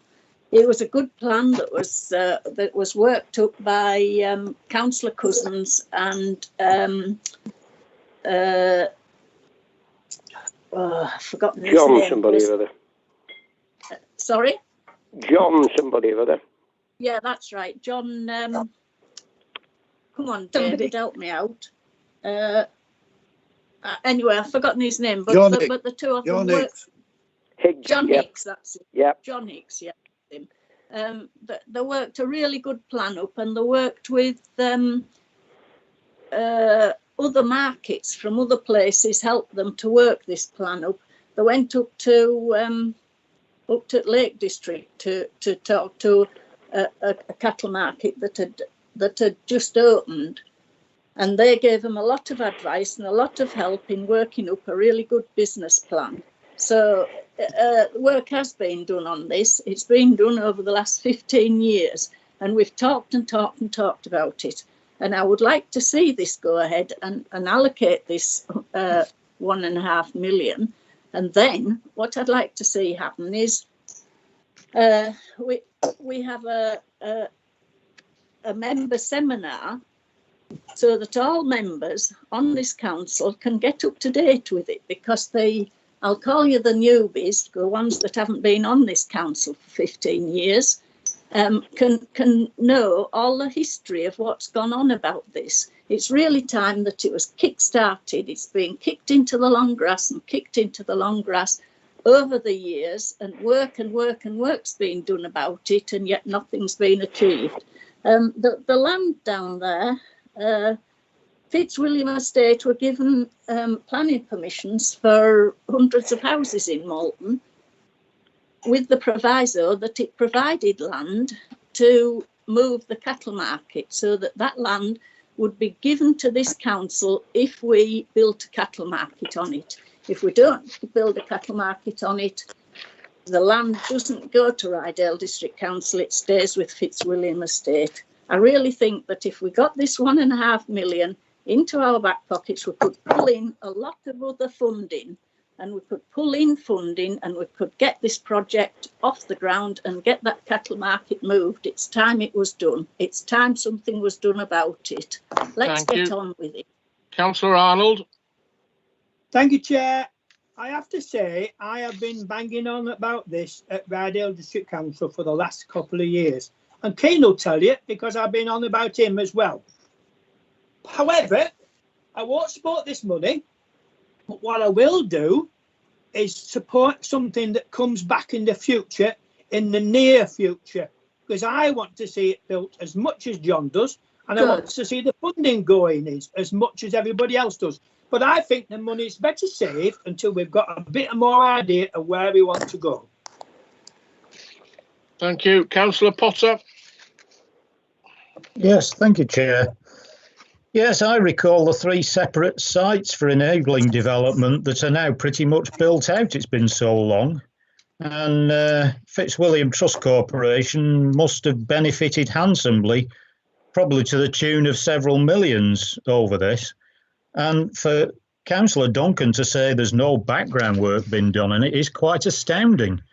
And I've not been around for 15 years, but I've been around for long enough to have done quite a considerable amount of background work on this myself. And we must have spent, as a council, a considerable amount of money and officer time on this. So how much further can we kick this can down the road? Or is it just a continued and convenient silence until nothing happens? Because this would actually be a sound investment for this council on the basis that the land which belongs to Fitzwilliam Trust Corporation, if we build that cattle market, it will come to Ryedale District Council. So that would be a gain. There's the S106 money for building that would be the gain. So I find it quite astounding that there are people talking about kicking this can down the road interminably and perhaps forever. When, I mean, Councillor Arnold, when are we actually going to do something about this? Thank you, Chair. Thank you. Councillor Mason. Thank you, Chair. I suppose being a newbie, thank you, Janet. I like that. It makes me feel really young. I have a little bit of insight into what people were thinking before I came onto this council, and I think it's frustration in the community. It's been promised for so many years, and it just seems to me bizarre that we're still talking about it now. Personally, I mean, if it's down there, and I know we've mentioned the anaerobic digestion before, guess what? It'd be a great place to feed the anaerobic digester, which may be sited down there as well. I mean, I'm all for circular economy, as you all know, but this just seems to be completely uncircular economy. This is bad economics. We need to get going on this sort of stuff, and we need to get going on stuff at this council now. Personally, as well, what are we saving this money for when we're not going to be a council in 2 years' time because of devolution, remember? You know, I think the time now is to move on and make sure we use these reserves in our council for the people of Ryedale, for the economic development and to help people with our socially just Ryedale. Councillor Goodrick. Thank you, Mr. Chairman. Forgive me, members, but I was part of the group that worked on the bid that was put forward by John Hicks and his associates for the cattle market. That bid went forward to the Fitzwilliam Moulton Estates, and they chose to take the other bid. Now, that bid was 8 years ago. It's 8 years out of date. The two men that helped us, who were leaders in the cattle market development issues, are dead. You know, we have missed our opportunity. I'm really sorry, members. I'm as disappointed as you are, but the choice was made by the Fitzwilliam Moulton Estates. It was not this council that made the choice of what bid to take forward. And frankly, if we're going meat free, as we are wanting to do, if we are going to go more and more away from the carbon economy, then the last thing we need now is a cattle market. Sorry, members, but that's the plain truth. I've got Councillor Paul Andrews next. Yes, Chair, can you hear me? I can. Yeah. Chair, I'm going to talk by analogy to another project. And that project concerned flooding at Pickering.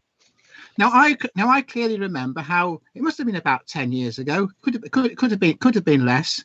But we were talking about an amount of £1 million which was left in the council's budget to deal with flooding at Pickering. And I can remember the then leader of the council producing an argument very much like Councillor Duncan's argument at the moment, saying, well, we haven't got a scheme. Because as we haven't got a scheme, as the Environment Agency has cancelled their previous scheme, let's cancel this provision in the budget.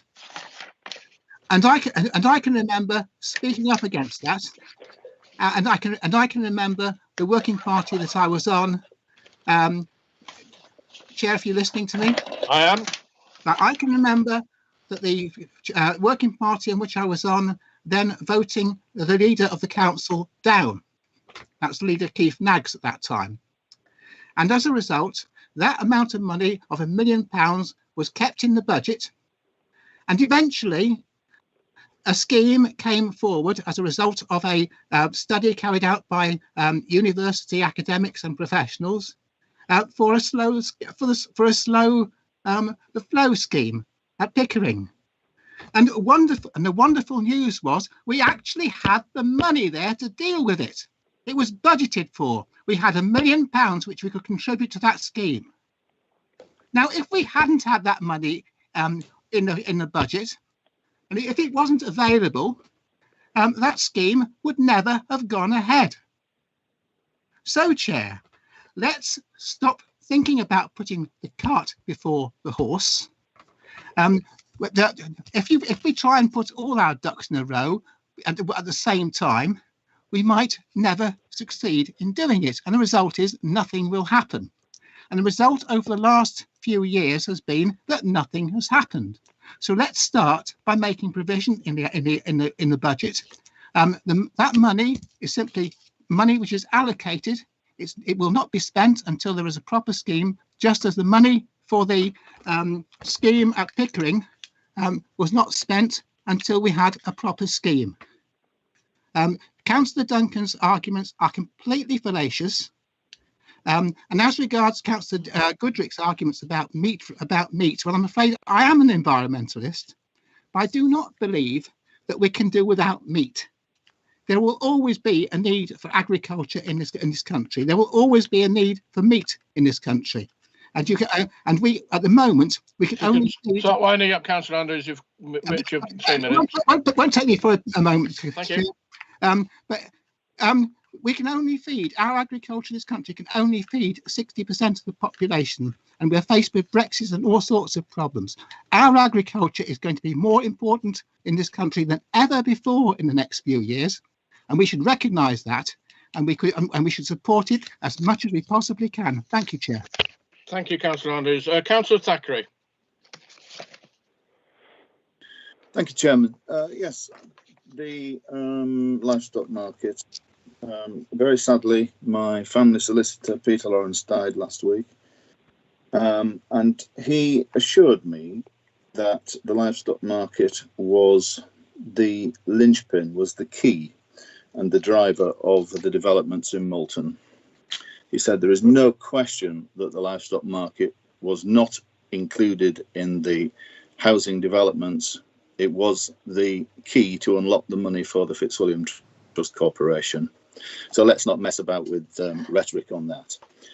On the subject of meat, the planning committee met this week, and on the agenda were two items, but the one that I'm going to mention was item 620/01144M full, Chapel Farm, High Street, Newton on Rawcliffe, Pickering. The application to be determined by the planning committee as a major development because the floor area of the proposed building exceeds 1,000 square metres. This is a livestock building. This is in Newton on Rawcliffe. The chairman of the planning committee made no comments other than to vote in support of the application, as did every other member of the planning committee. It was a unanimous decision. So what are we saying? You can house your livestock on an industrial scale in Newton upon Rawcliffe, but you must transport them double the distance, double the animal welfare, double the stress to an industrial meat processing plant, not your local livestock market. I think, frankly, to be approving livestock buildings and then at the same time turning your nose up to the farmer who wants to sell his animals within Ryedale is, well, I don't know what the best word is, but it's it doesn't add up as far as I'm concerned. We say we want to support the farmer. Yeah. Okay, so the farmer comes along and removes 7 buildings to build 2 massive buildings in a small village within 10 miles of what would be the new livestock market, or go down the A64 and put your animals through more stress. I don't buy the argument. Thank you. That's me done. Apart Thank you, from Councillor Delaney. Frustration. Thank you, Chairman. Councillor Duncan said earlier that by 2024, if we carry on current projection, we'll have no reserves left. I worry that if we carry on bringing forward motions like this, that we'll have no money left by this time next year. In the last few months, we've had motions for pumps, buildings, cattle markets, totaling millions, tens of millions of pounds. And I'm in no doubt that there'll be even more coming forward over the next few months. This is not, in my opinion, a way to run any organisation. Everything needs a proper report. Anything that wants investment, it has to be put forward with a business plan and with a sound case, not allocating money and then working backwards to say what we're going to use that money for. And the people have pointed out tonight that there was a majority of councillors that voted to do something at full council. But that was the point. It was something. There was no consensus around what the development should be for the cattle market. So that's always the problem. Those who voted for it have had nearly 2 years now to come up with something, to present something, and nothing has come forward that I can see. So for me, I said at the time that this I don't see as a viable business proposition, as a viable financial investment. No private enterprise has come forward in the time that we've talked about this. And even if they did, I do not think they would do it in this way there, where they would have no business case and no report with financial figures behind it. So on that basis, I cannot support this amendment. Thank you, Chair. Thank you. Councillor Dockerer. I have to say tonight feels like asset stripping. It feels like that other members of this council, when the doors on Ryedale House close, we leave a note on the desk to say there's no money left. And I think the people of Ryedale will need some money in the bank for the new council, and we still have to make sure that services are provided when the new council comes along. The new council, as far as I'm aware, doesn't come with a pot of gold to continue services. With regard to the cattle market, I think, Thirst Market, they a huge investment there. they are struggling to survive. Pre-COVID, they were struggling to survive. There isn't the will. I have yet to meet a farmer in the pub in a rural village who supported the cattle market in Malton. They didn't mind. They didn't care. They were quite happy to go to Russell or to go down to Merton. And a lot of the things that are coming forward tonight seem to be based on electioneering. It's not sound business sense. It isn't moving forward and ensuring the people of Ryedale have got services as the new council is formed. To me, it's frightening. It's almost irresponsible. Let's just empty the pot. Unbelievable. Councillor Bailey. Thank you, Chair. I take a slightly different view from some of my colleagues, although I don't think this is the way to do it. And as you know, I've said before that the fact that we haven't managed to deliver a livestock market after all that time and effort and talking, it is a matter of deep regret to me. We've promised and promised and never done it. It would be one thing having a livestock market move, but think how good it would be for Malton Town Centre to get it out of there. Do we want to just close it and say, sorry guys? No, of course we don't. And so some interim arrangement does seem to be necessary, I feel. So I think I'm more with Councillor Arnold on this, but things have moved on. Whatever business plan there was 8 years ago clearly isn't there now. Just putting money at it won't make it happen. There has to be a workable plan. But I do think that the council should make sure that it's turned over every stone and tried every possibility to deliver this, because we've done all that enabling development by sitting on all that Section 106 money. We've promised and promised. What are we going to do with it if we don't? Thank you. I've got Councillors Keel and Oxley, then I will start to wind up the debate by going to Councillor Clark and Councillor Duncan. Councillor Keel. Thank you, Chairman. Yeah, a couple of points that I just want to make. I have to agree with Councillor Andrews on this one. I was around. I'm not a newbie, as everybody knows, when the money was set aside for the Pickering scheme, and we fought very, very hard to make sure that stayed in the budget. I don't think anybody is saying that we have a fully worked up scheme, and you know, we can go around and around the houses and say, well, that should have happened, this should have happened. None of it has happened. I think what this is asking for is something in the budget so that we can then go on to work up a scheme. It's not saying we are going to spend such and such an amount. It is saying that we need some money there in order to support this. And the other thing that I think is really important to point out, this is not necessarily just talking about moving a cattle market from the centre of Malton out to Egan Camp. We could do so much more down there. I know the council is supporting the moves for a circular economy, so we could be looking at a lot more down there. We could be looking at, you know, supporting local food producers, big thing in Malton. Everybody loves a local food producer. Powered by renewable energy. And if we're talking about through the Circular Malton initiative, putting an aerobic digester down there, that would be an ideal site for it. So it's the whole process. And I also, you know, talking about food miles, not taking your livestock all the way to Merton or wherever, as Councillor Thackeray said, that is not good for animal welfare, and it's also not good for our carbon footprint as a district. So I think we need to look at this in the bigger picture, not just about moving something out of the centre of Malton to Egan Camp. There's a lot more we could be doing and we should be doing. And I think the other thing, my final point, is that I think actually if you did speak to people in Malton, they really value the cattle market. They don't want to lose the cattle market. Happy for it to move to Egan Camp so that other stuff can happen in the centre of town.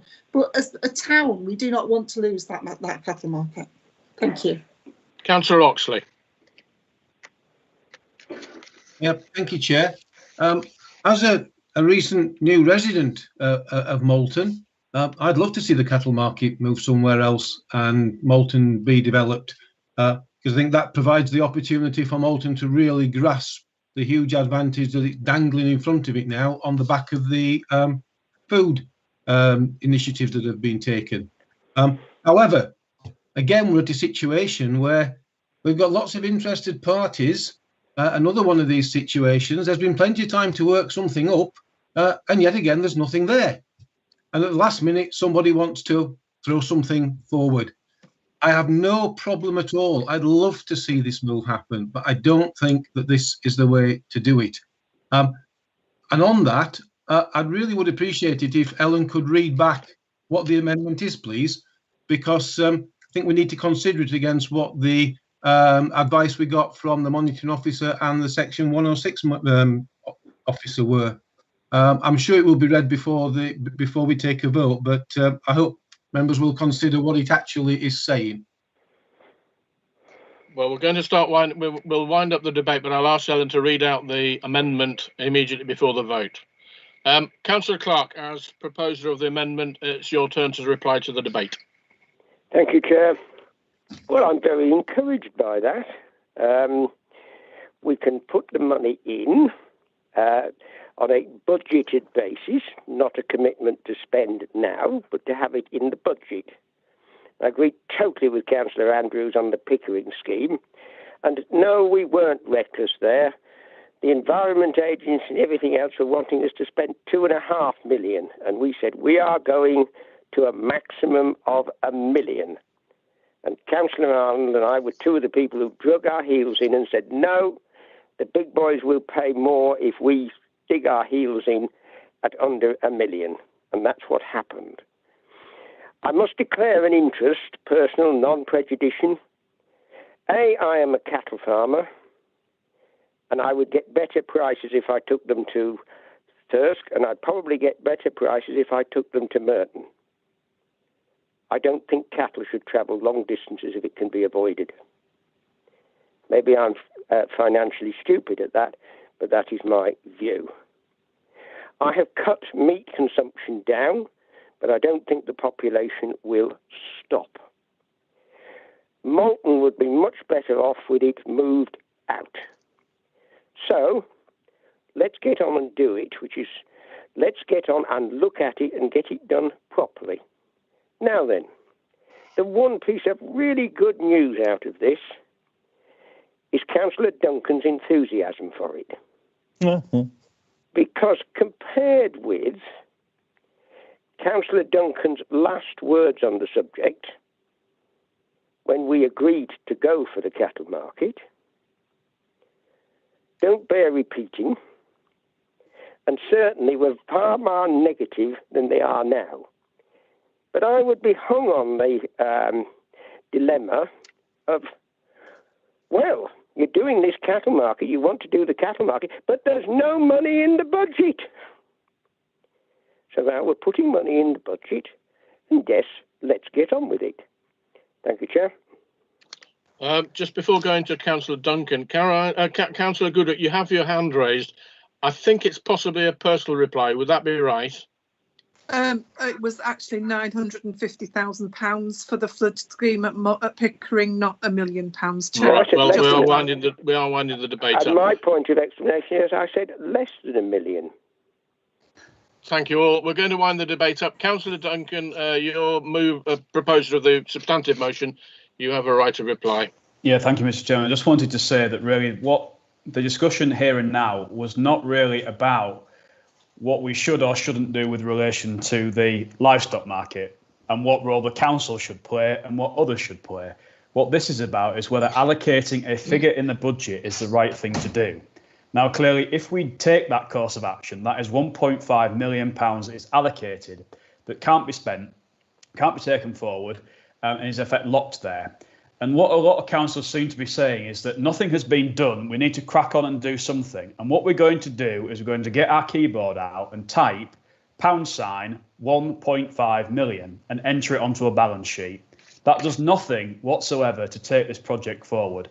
The last decision that the council made on this was that it wanted to look further at what to do and what the council's role should be. That hasn't happened. And a large reason for that is that many of the people who were calling for us to look further did not provide any evidence that there was consensus across the council. Some wanted to go with one proposal, others wanted to go with the council directly investing itself in a proposal and a development. There was no consensus, and I think that is partially why the council has not been able to take a view on what to do next. What I would say, however, is that clearly, if there is something we can do to try and help this project, then we should do it. However, I am not confident on the basis of everything I've seen and everything I've heard and all the conversations I have had, that that is going to be possible. And to allocate funding in the budget means that cannot be spent on other projects, for the time being at least, and also means that we could be raising hopes that we are going to do something when actually everything I am seeing is that the chances are we're not going to be able to do anything much directly as a council. And that is not about the merits or demerits of having a cattle market, it's about reality of what we can and can't do, because at the moment there is no consensus. In terms of this way of budgeting, and this way of allocating funding, it is not the right way to go. It is not the sensible way of making decisions. And we are going to face a crunch point at some point where someone is going to come forward with a multi-million-pound motion that we cannot agree to because we do not have the money left in our reserves that is either not being spent or not being allocated. The Conservative group will continue to try and make sound, sensible decisions based on evidence, on receipt of full consideration of all of the elements related to whatever the item might be. We will do that on every single item going forward. That is how we should operate, not in this manner where people make suggestions in this way. Thank you. We're going to go to the vote, but before, and if you could ready yourself to answer the vote, before we have the vote, Ellen, if you would read out the amendment, please. Of course, Chair. The amendment is to add £1.5 million from reserves to the capital budget for the cattle market.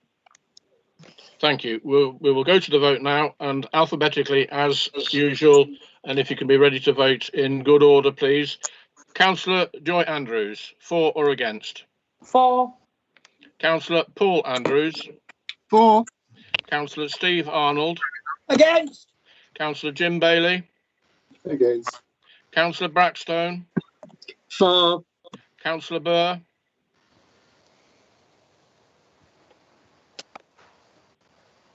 Councillor Burr. For. Councillor Clark. For.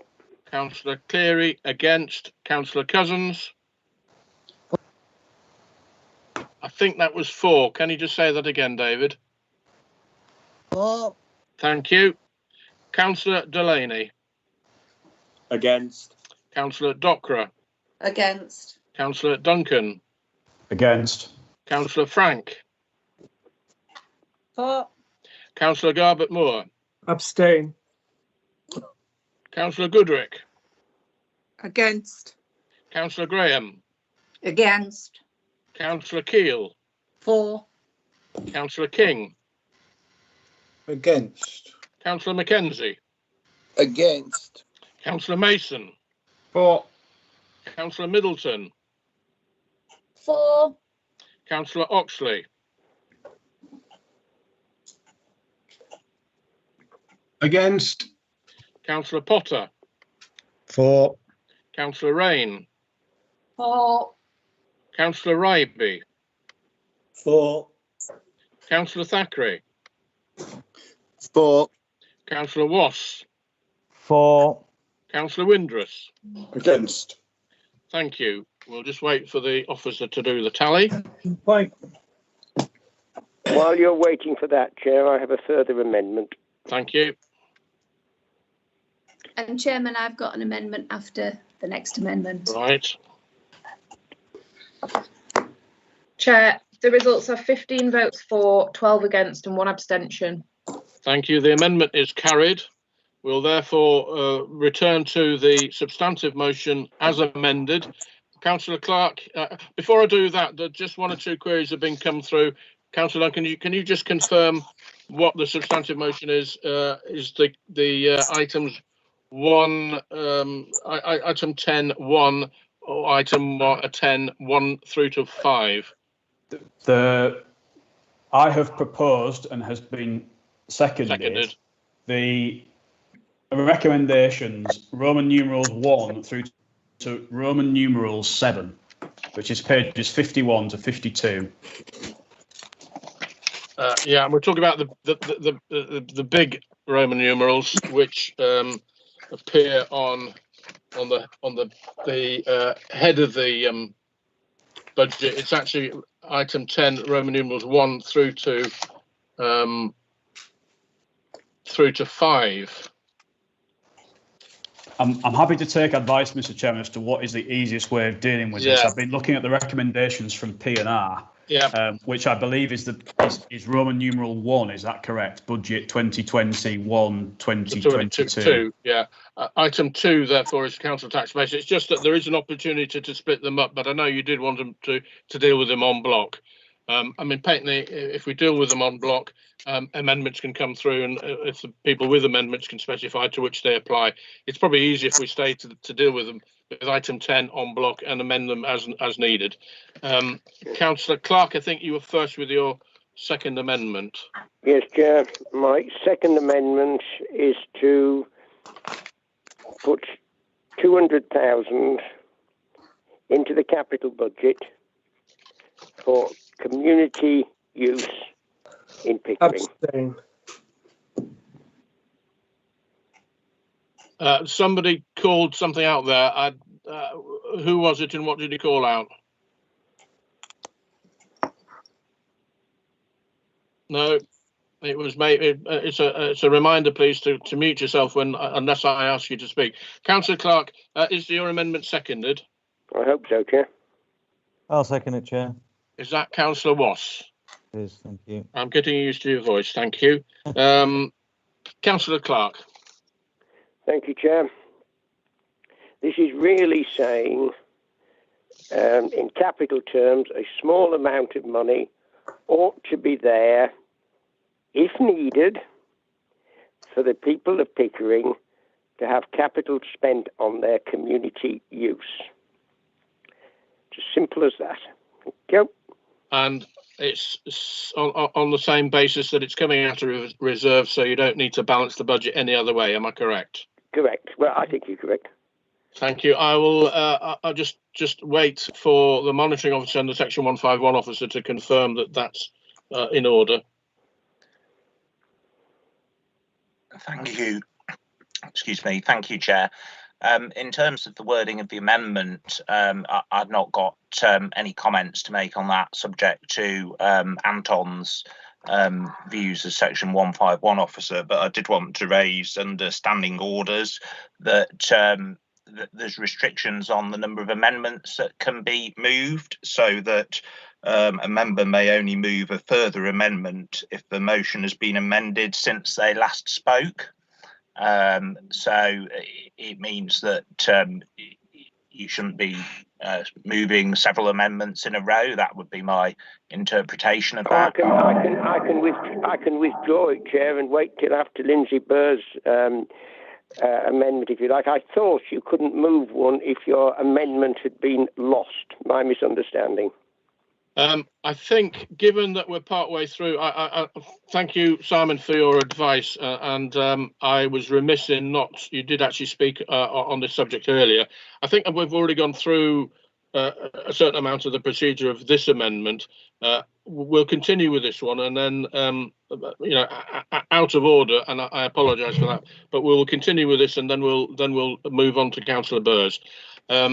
So as to help the Chair, before we move on, I have a third and final amendment on the budget, and I'll move that after Councillor Burr or wherever, so that we're then complying with the rules Simon has given us.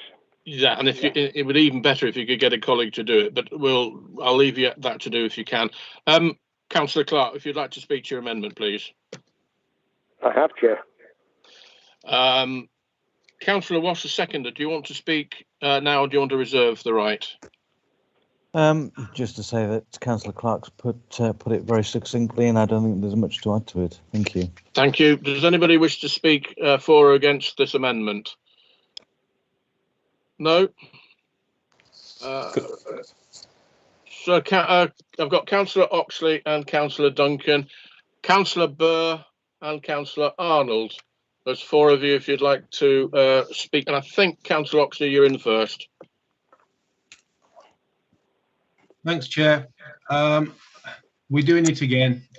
We all know what the background to this is. 12 months for somebody to come up with a really good idea, to pull everybody together, for the representatives of Pickering to get their act together on this, and community groups, political representation, council, the whole lot, and nothing came forward, and now we're putting something sticking plaster on at the end of the day. I really, at the end of the day, there will be monies to spend. It is right that we spend it in Ryedale. It is right that we spend it on developing community, but this is not the way to allocate this money, in my opinion. So I'll be voting against it. Councillor Arnold. Thank you, Chair. I actually think that if we're going to give £200,000 to Pickering, we should give £200,000 to Kirby, Moorside, Helmsley and Thorntondale as well. Why not? We're all for community use. I can't support this at all. Thank you. Councillor Burr. Yeah, thank you, Chairman. I do think that it's important that to put in the budget some ring-fenced money. For many, many years, I have tried to fight for money, and I've always been told at the last minute that we haven't ring-fenced any money.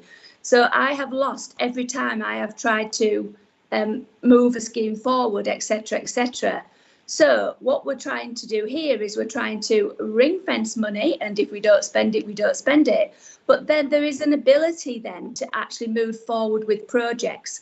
So it's a bold, different way of looking at things and doing things. But we are here for the people, the residents. We are here. It is their money. And I think, you know, if Councillor Arnold wants to put in some amendments, so be it. But this amendment is for Pickering, and I support Pickering. Councillor Joy Andrews. Thank you, Chair. In response to Councillor Oxley's comments about people getting their act together, oh, it's disappeared. The people of Pickering, the RVA was shut just before the lockdown. A lot of the people who access this facility, and it's not necessarily, it might not be for this facility, it's just for the use of the people of Pickering.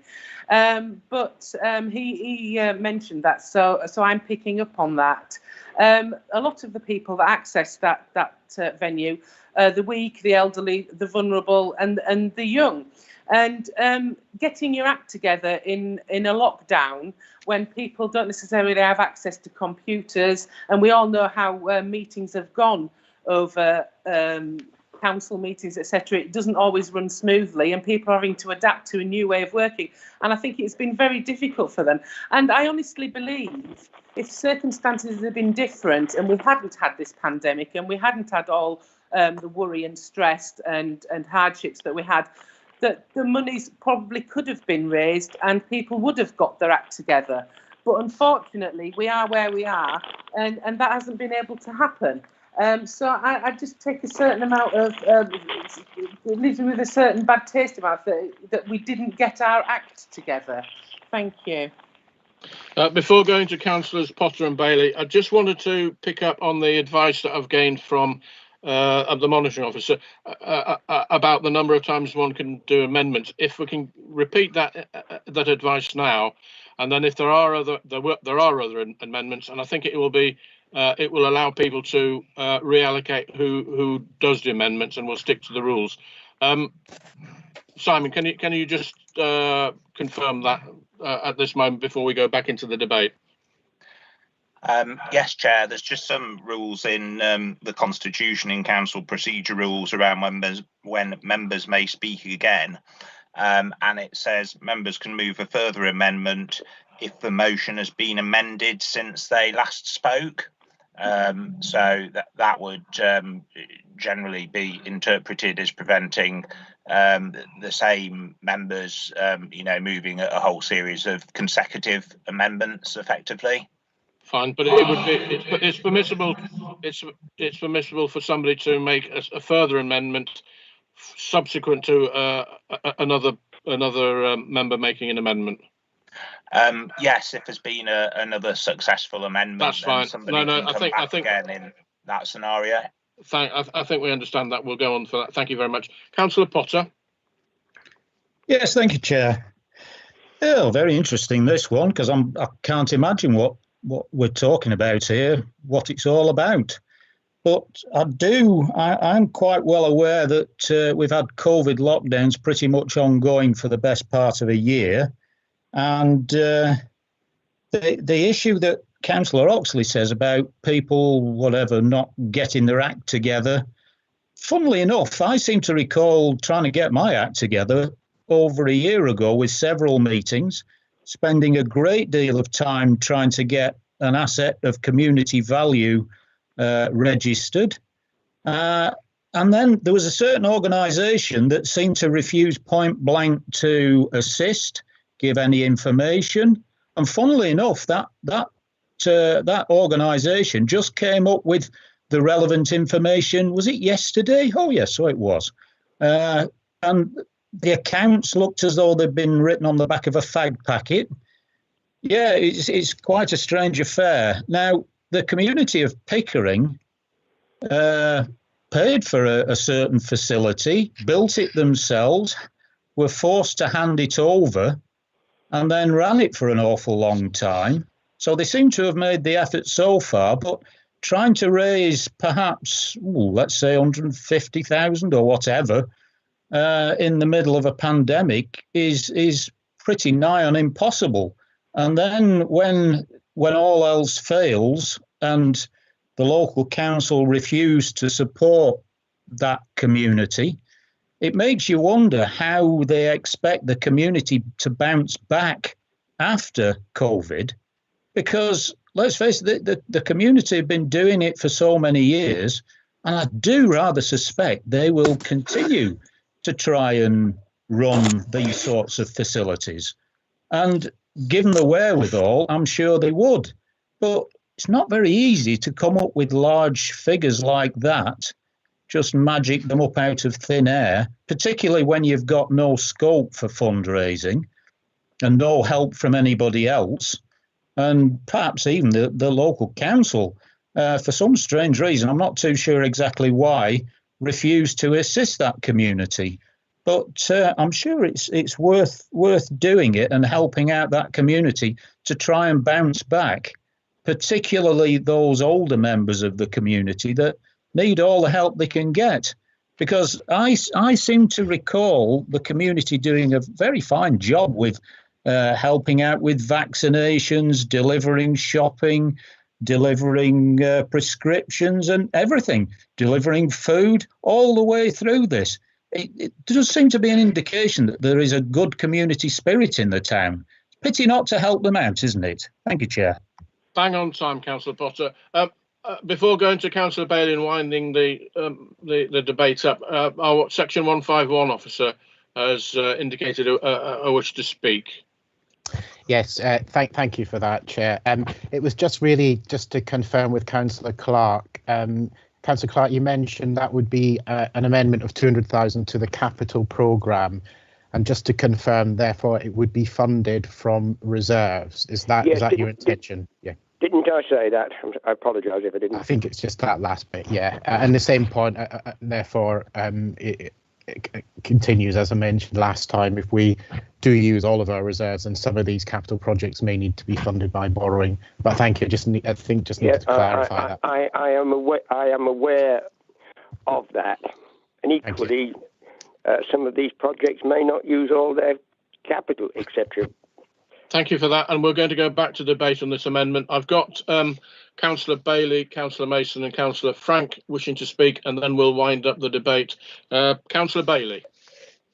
Thank you, Chairman. I find myself with Councillor Arnold again, strangely.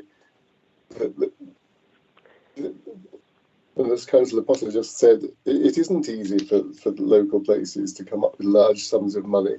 That's why we do it through taxation, isn't it? 200,000 is like raising the Ryedale Town Council tax 6%, isn't it, for everybody, to get £200,000 for Pickering. I mean, town councils can raise such money if they really think that their communities need it. But at Ryedale, we should be doing it for all of Ryedale, or at least in line with our Ryedale-wide plan. We've adopted plans, policies, objectives for doing this across the whole council. And today's council tax 6% for Pickering just seems a bit long to me. Councillor Mason. Thank you, Chair. Just really to pick up on a couple of points, and I think it needs to be stated that having been involved in the COVID response across the community, the response across Ryedale has been very good. The vaccinations across every town, the food collections, and everything. So I know it wasn't to focus on Pickering, but I think that needs to be recognised that everyone in Ryedale has stepped up on this one. But I just wish maybe some other councils from other towns have come up with this. I think this is I think I'm going to support this one, but I would like it to be recognised in the debate that it's not just Pickering volunteers that have stepped up, it's the entirety of Ryedale, having been involved in the COVID Ryedale volunteer network. And I know a lot of councillors on this meeting have been involved with that across Ryedale. Thank you. Councillor Frank and then Councillor Wass, and then I will wind it up. Councillor Frank. Yeah, this amendment's to bring 200k into the capital programme. If it doesn't get used and if the Hungate Centre gets saved in some other way, so be it, and that money can go back into reserves. We are not talking about giving it instantly or using it for this or using it for that. We're saying put it into the capital programme so that it can be accessed if necessary. That's what's being said here. We're not saying that we're going to spend it, that it's going to be spent. We're saying put it there as a contingency plan. And I think we need to bear in mind as well that the Hungate Centre in Pickering serves a huge area. It doesn't just serve Pickering. A lot of people in my ward have used the Hungate Centre as the it used to be the over 60s club, and a lot of more elderly and vulnerable people have used that place and used it as a hub, and there's a lot of well, you can say loneliness and mental problems among elderly people now because they're not being able to meet and having meetings and tea and natter and knitting clubs and whatever anybody wants to do. And I really think this centre needs to be saved for the people of Ryedale, not just for the people of Pickering. And as I say, it's coming out of capital to be there as a contingency plan, and it can go back into reserves if it's not used. Thank you. Thank you. Councillor Wass. Thank you, Chair. I could only reiterate and support what Councillor Frank has said there, and I think just going back to what Councillor Bailey mentioned about the Pickering Town Council using their reserve, if you like, their budget for this is a big ask in one lump sum for them to just devote everything towards that. And I can understand their reservations at doing so, but we can certainly back this. And as Councillor Burr said earlier, Pickering is an ageing population. More and more people are being encouraged to come and live there and retire there. We need these venues, and certain centres and things like this come up at the last minute where people have suddenly got to react quite quickly to the need and the demands of putting their money into something. We've been put into a corner. We were given deadlines, which really, like many deadlines we are given, are, I think, not fair, really, because it doesn't give us time to prepare. But with this, with a little bit of hindsight now, we can actually back this and say to Pickering, look, we're behind you with this, and we're going to help you. And that's why I'm in favour of this. Thank you.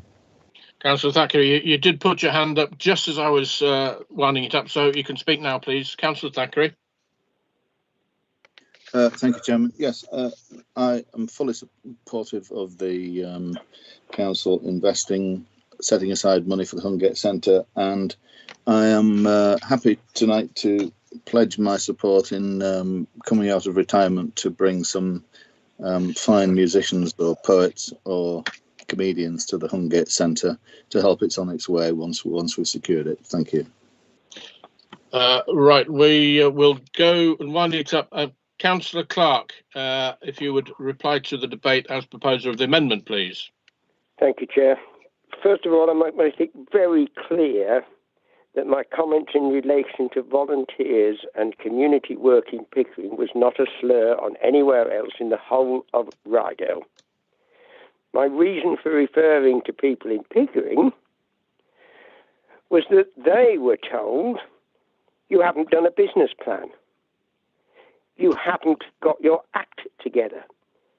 In the debate tonight. And this is a group of people who've built a centre, etc., etc. And they've asked in the middle of a pandemic for help. And all we're saying here is, if that is needed, then it will be there. And it isn't a question of dishing it out to one place. It's a place that screamed for help and didn't get it. For whatever reason, I know not. And we're saying we think it should be there. And as Janet Frank clearly said, if needed. Thank you, Chair. Thank you. Councillor Duncan, reply as mover of the substantive motion. Yeah, thank you. Thank you, Mr. Chairman. There's so many elements to this that I'm really struggling to respond, I think, to many of the comments that have been raised. Only to say that I am really disappointed in the approach that we now seem to be taking as a council, which even in the darkest days of this council, which I've seen, and many people who have been around, I think, longer than just this term, will remember just how bad things have been as a council historically, where we didn't have any element really of cooperation, we didn't have any element of communication, we didn't have any respect for each other really as councillors. We had no clear split between the councillors which are really trying to lead the council and those trying to hold that leadership to account. I felt that we'd moved towards that and that we were making real progress. And I'm not angry and I'm not bitter, but I am genuinely upset and disappointed that this now seems to be the approach which we are taking. And I don't know why we're doing it. I don't know what I could do more as leader of the council than I am, because I work genuinely as hard as I possibly can in this role to make sure that I've got as much information as I possibly can to bring to the council, to make sure that I'm looking at all of the needs and all of the interests of residents, not in Pickering, not in Norton, not in Helmsley, not in Kirby Moorside, in every town, in every village, in every hamlet, from the north of the district to the south of the district. I believe our officers as well are working towards that approach. And it seems now that what we are doing with this budget, which when it came to PNR had unanimous support and unanimous agreement, we are now allocating amounts of funding. We may as well be saying that we want to allocate our reserves for something, because that is now how generic a lot of these categories seem to be becoming. And it has never been the way in which this council has worked, even in its darkest days, even when things have been really bad. And we don't want to go back to that. I hope we're not going back to that. But we've never been in this situation where we've made decisions in this way. We've always respected the processes and protocols of the council. And if this is the way that we're going, clearly, I'm pretty powerless to do anything about it if that is the will of the council. But it is nevertheless a great shame that that is the way and the track in which we're going down. And as I say, the will of the council is the will of the council, but it is not the way in which I want to lead this council, and it is not the way in which the Conservative group will behave in this council going forward from this point. We will try and make decisions, the right decisions and fair decisions for all corners of this district. Thank you. We've got to time anyway. We're going to go to the vote, but before, and if you would ready yourself to vote, before we vote, if Ellen, you could read the amendment, please.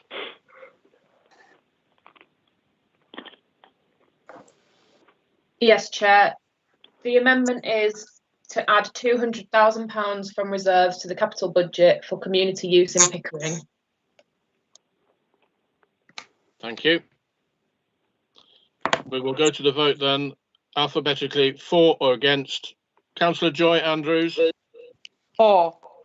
Councillor Paul Andrews. For. Councillor Arnold. Against. Councillor Bailey. Against. Councillor Brackstone. For. Councillor Burr. For. Councillor Clark. For. Councillor Cleary. Against. Councillor Cousins. For. Councillor Delaney. Against. Councillor Docra. Against. Councillor Duncan. Against. Councillor Frank. For. Councillor Garbett Moore. Against. Councillor Goodrick. Against. Councillor Graham. Against. Councillor Keel. For. Councillor King. Against. Councillor Mackenzie. Against. Councillor Mason. For. Councillor Middleton. For. Councillor Oxley. Against. Councillor Potter. For. Councillor Rain. For. Councillor Ryby. For. Councillor Thackeray. For. Councillor Wass. For. Councillor Windruss. Against. Thank you. We'll just wait for the officer to tally.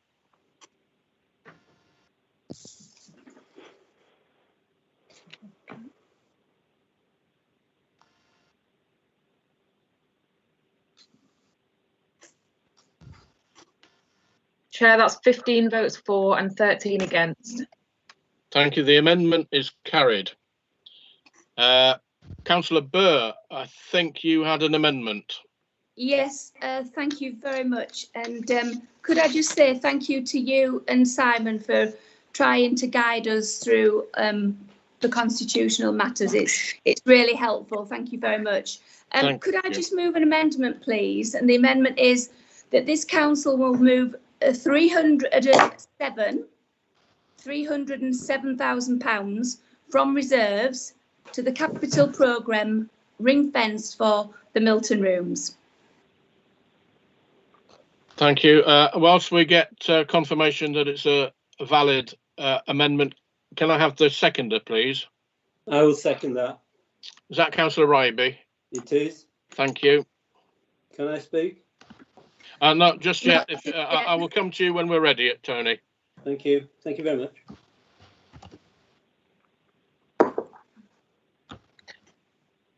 Thank you, Chair. I've got advice on the amendment. There's also some advice on declarations of interest as well to give. So in terms of the amendment, subject to any comments on the financial angle from the Section 151 officer, I'm content it's a valid amendment. We have mentioned earlier in the meeting about declarations of interest under our Code of Conduct. Members on the Milton Rooms Management Committee have a personal and pecuniary interest, which means they can't partake in debate and votes on matters relating to the funding of the Milton Rooms. So my advice as monitoring officer would be they'd have to withdraw while this amendment is debated. I think under the provisions of the Code of Conduct, the actual motion on the budget, subsequent to any decision on the amendment, they'd be able to return and participate in that. There's clauses in the Code of Conduct which I think would allow their participation on that decision. But for the amendment itself, my advice would be to withdraw from the meeting. I'll pass across to Anton now to comment on the amendment. Thank you. Yes, thank you, Simon. Thank you, Chair. It's the same. Sorry, just waiting for that echo to go. Same comment as before. Then this would the proposal is to find this from reserves, and again, same comment about potential pressure on reserves and the need to fund some of the capital projects, possibly through borrowing. Thank you, Anton. Yeah, The number of people. Sorry, Chair, I have a question. How can they vote on the motion but not the amendment? Is that? I'm not No, sure. well, that's the advice we've got. That this is more specific, and therefore on the amendment, anybody with a conflicting interest should withdraw. So when we get to start, sorry, we're just going to, if we could just let me speak. That is the advice we've got. So for the amendment, anybody with an interest in the Milton Rooms must withdraw from the debate on the amendment. Councillor, before we start, is there something to the debate or a point of order you wish to speak to? Yeah, can I just say that we have got 3 items on the agenda which have budgetary implications. One of which is the Milton Rooms, the other is the car parking strategy, and the other is the proposal for light industrial starter units. Now, clearly, we should have a full and proper debate on those 3 items with budgetary implications as they are scheduled on the agenda. And clearly, whatever decision is taken on those items, be they to do something, nothing, or more than what is recommended, then the budget would be amended accordingly to reflect the decisions which we take. What I would like to ask is that we have the full and proper debate on the Milton Rooms and the other items which have budgetary implications when they are scheduled on the agenda. That to me would seem a much easier way of dealing with things in terms of interests and also the order of the business that's been scheduled. I would tend to agree with you, but the amendment has been brought forward. It's a valid amendment, therefore we'll have to do it. The subject you raise on items further down the agenda, I'm now going to make a mention that I did mention in the pre-meet, insofar as the last item of the meeting is time sensitive, and it might be, depending on how the meeting goes, that I bring this further forward in the meeting. This is the item to do with the starter units at Pickering. So just for members to be aware that I might bring that item further forward in the agenda to make sure it's dealt with this evening. But we're going to deal with this amendment. It is a valid amendment, and we're going to start with the proposer of the amendment, which is Councillor Burr.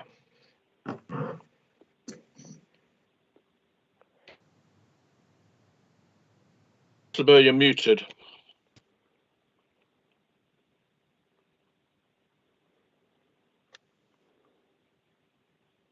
That's it. Thank you.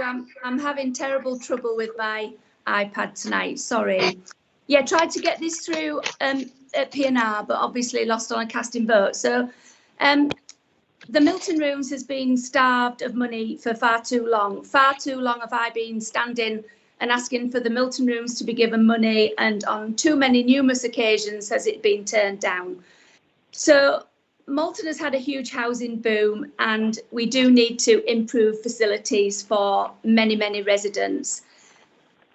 In the future of this council, tonight we're going to be discussing 193k, and what this amendment is doing is ring fencing some money, and it would make the total up to £500,000. And all we're doing is we're saying that we want to ring fence the money to give the Milton Rooms Management Committee the confidence that they have funding in place, if needed, to create a lasting legacy. And we want the Milton Rooms not just to survive, but to thrive. We want the Milton Rooms to be nice. Yes, we do, but we really want it to be amazing. We want Ryedale District Council to go the extra mile and be visionary and think about the future, leaving legacies. That's what we need to do. There's lots of people who have great aspirations for the rooms, and they will all collaborate together and provide something absolutely fantastic. So I really do hope that we can ring fence this money, and it is there for the Milton Rooms Management Committee to use. That's all we're asking for tonight, and we hope that we will get support for that. Thank you. Before we go on, I do need to remind people with an interest to withdraw, and I need to know who's withdrawing so that I can so that I know that for the record they have withdrawn from the debate. I think we've got Councillor King and Councillor Garbutt Moore. Is there anybody else who has who's made a declaration? Speak as a seconder. You can, but if you just wait, I need to make sure the procedure is right. I will come back to you as seconder, but I need to make sure that there are people who are not who should withdraw have withdrawn. Can I just make sure that that has happened? I think, Chair, that it was Councillor Garbett-Moore and Councillor King who declared the interests, and just checking down the list of who's present in the meeting, they both appear to have withdrawn from the meeting now that this item's underway. Thank you. Once we've finished with this amendment, can you make sure that they're invited back, or are they waiting in the forum? Is that right? We'll make sure they're contacted That's fine. Invited back in. Thank you, Councillor Ryby. You've seconded this amendment. Thank you, Chair. I second it because I think the 193,000 is great to be spent on the Milton rooms. However, nearly 50% of that expenditure was purely for the refurbishment of the toilet, as I understand the costings of it. I spoke at the P&R and I said, you know, what a wonderful facility we've got. It's not freehold, but it's 990-year lease, which is in effect, it's freehold.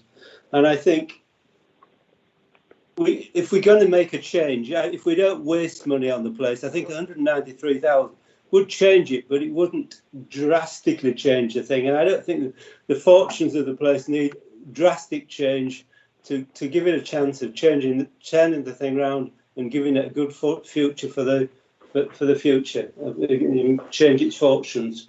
So that's why I'm seconding it. Thank you. Thank you. Councillor Delaney. Thank you, Chair. I'm going to retract my earlier comment when I said that the reserves will be gone by this time next year. If we carry on like this, they'll be gone by the end of the meeting. I'm flabbergasted at how this council is now operating. I don't claim to be Richard Branson, but I do know that this lax spending policy goes against all sound and logical financial sense. It seems as if we lost all regard for process and procedures, and now it's just a financial free-for-all. With regard to the Milton rooms, for those of you who are on P&R, I'm going to repeat some of what I said. For any organisation that wants my support has to do two things. One, a business plan, how the money will be spent, and two, give me the confidence that it will be spent well. So for a long time, I don't believe we had that, but now I think we do. I'm happy to support the 193,000 request, and it sets out a clear way of how the money will be spent, what it will be used for, and a clear programme of works, where we can check that progress and we can hold accountable those people in charge. But let's not forget, we're talking about a lot of money here, taxpayers' money. Long before I was on this council, I believe that taxpayers' money should be spent effectively, and those spending it should treat it with the respect it deserves. People work very hard to earn that money, and we're entrusted to spend it wisely. I cannot sign a blank cheque for, £500,000. Why not 300,000? Why not £1 million? Why not 5 million? So it's a complete sort of finger in the air, purely designed to grab a headline. And like most things that have been put forward tonight, it doesn't have any financial basis. Just because we have large reserves, it doesn't mean we should be lax with our spending. Councillor Burr is a very successful businesswoman, but I'm sure that she wouldn't allocate £500,000 of her own money without any justification or financial plan. I know I wouldn't do it, and I don't see why this council should behave any differently. I'm happy to support the 193,000 because I think the Milton Rooms has been underfunded, and it is a very important part of Ryedale and Malton. And if it proves to be beneficial, and if the money's spent well, and if it has tangible benefits, I'm more than happy to listen to further requests. And that will be the same with any bid and any organisation that comes forward. But no organisation, including this council, should operate in this way, throwing money with something with no financial justification, just to grab a headline. So I just find it completely irresponsible and actually an insult to the taxpayers of Ryedale, because I know people wouldn't consider spending their own money in this way, and just because it's public money, it doesn't mean that we should behave like this. And on that basis, I'm happy to support the 193, but I can't support the additional funding with no business case. Thank you, Chair. Thank you. Just a reminder that the 109. Well, let's not split what we're debating here. We're debating an amendment to the budget. I know you're aware of that. I just feel that I ought to raise that just to know what we are debating. Councillor Wass. Thank you, Chair. I, like many of my colleagues here on the council this evening, were on the committee looking at the Milton rooms, and I feel that I fully understand what Councillor Delaney was saying about business plans and about projection for the future and the support and the way we spend taxpayers' money. But the money is there to be spent and to be invested, and we have to look at this as a long-term investment. We're putting faith in Pickering, doing something with the way we've just voted and supporting them. And as one of our colleagues said earlier, why not for Kirby Moorside? Why not for Helmsley? Why not for Malton? Well, this is a case for that. This is for Malton. And it's not just for the arts. I'm a great supporter of the arts, and I would love to see the arts flourishing, but it's for the wider use by the community. It's for multi-purposes in terms of investing in Malton's future. It's another venue that we need to support. And if we don't support things with the money that we've got now, we'll end up paying longer in the future. It's a wider investment, not just in what we're supporting in terms of services, but what it's going to bring to that area and to the goodwill of the people, especially through what we've been through. So I will be supporting this. Thank you. Councillor Bailey. Chair, I can't believe this really. Our reserves are the council taxpayers' money. They're no different. We could use them to have a council tax holiday for whatever. And so just to say because it's there, we should spend it on Pickering 6%, Malton 9%. That's 15% increase in Ryedale's council tax here and now. And I'm sure the people of Ampleforth, well-meaning as they are, wouldn't want a 15% council tax rise for blank cheques to do stuff without a business plan. I just can't believe that. I'm sure the people in Kirby Moorside wouldn't want that, although their members seem to think they would. I don't know about the Dales. Certainly, I live in the Dales and I would be keen on this. I just can't see why you'd want to be putting £500,000 of council taxpayers' money into a pot without any business plan, equivalent to a 15% rise in council tax. And if those people think this is a vote winner for them, then good luck to them. But certainly, I don't believe the people of Ampleforth would want me to support this, and I shan't be doing so. Councillor Oxley. Yeah, thanks, Chair. I was question I wanted to get in earlier, but I'll raise it now in debate.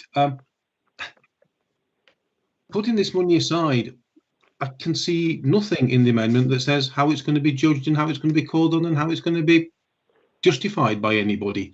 We're putting it there with no sort of sense of how is it accessed. The only way to access this is with proper developed business plans put together, approved, made sense, as Councillor Delaney said. And I really do worry that we are actually putting money aside in these things that will be spent, whether the business case is made or not. And the people of Ryedale should not have to put up with that. Councillor Paul Andrews. Yes, please, Chair, when you get a chance. Will do. Yeah, yes, Chair.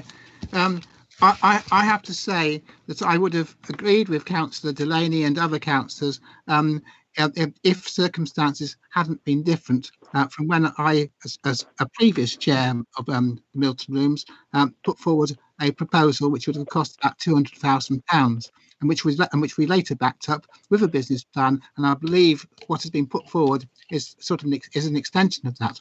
However, circumstances have changed. And the change of circumstances is that this council is going to disappear in 2 years.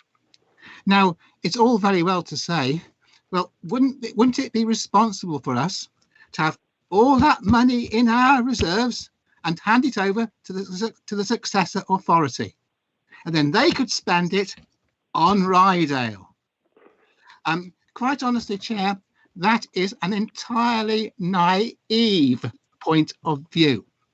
I can remember in 1996 when this council was split into two, and the members who came from York were very insistent that the 12 million pounds reserves that we had should be split 6 million to what to the Ryedale that remained, and 6 million to York, to the new authority, to the new Greater York Authority, because they thought that 6 million would then be spent in what used to be Southern Ryedale. How wrong they were. That money, not one penny of that money was spent in Southern Ryedale. It got spent on other parts of York. And what have we now?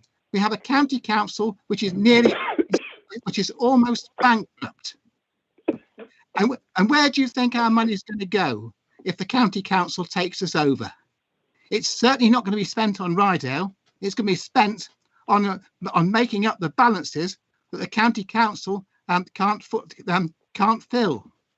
They are the bankrupt ones. They are the bankrupt council. We have actually got some money, and we want to spend every single penny of that money before the day when we're reorganised and we find that money disappears and goes elsewhere, and certainly is not spent in Ryedale. Thank you, Chair. Councillor Frank. Thank you, Chair.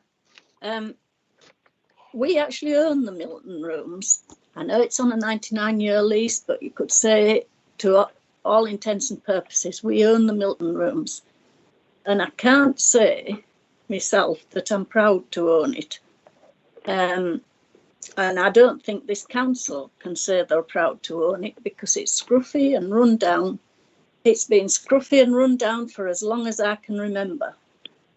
But we could have there a super duper venue to attract all manner of the arts.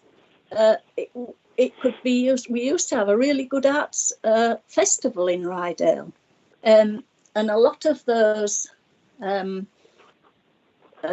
different things came to Ryedale because of the venues. Now, if we had a super duper venue in Malton, I'm sure it would attract all manner of different arts to the area, and that would improve the economy of this area. That would benefit this area. That would benefit the economy of this area. Let's start looking forward.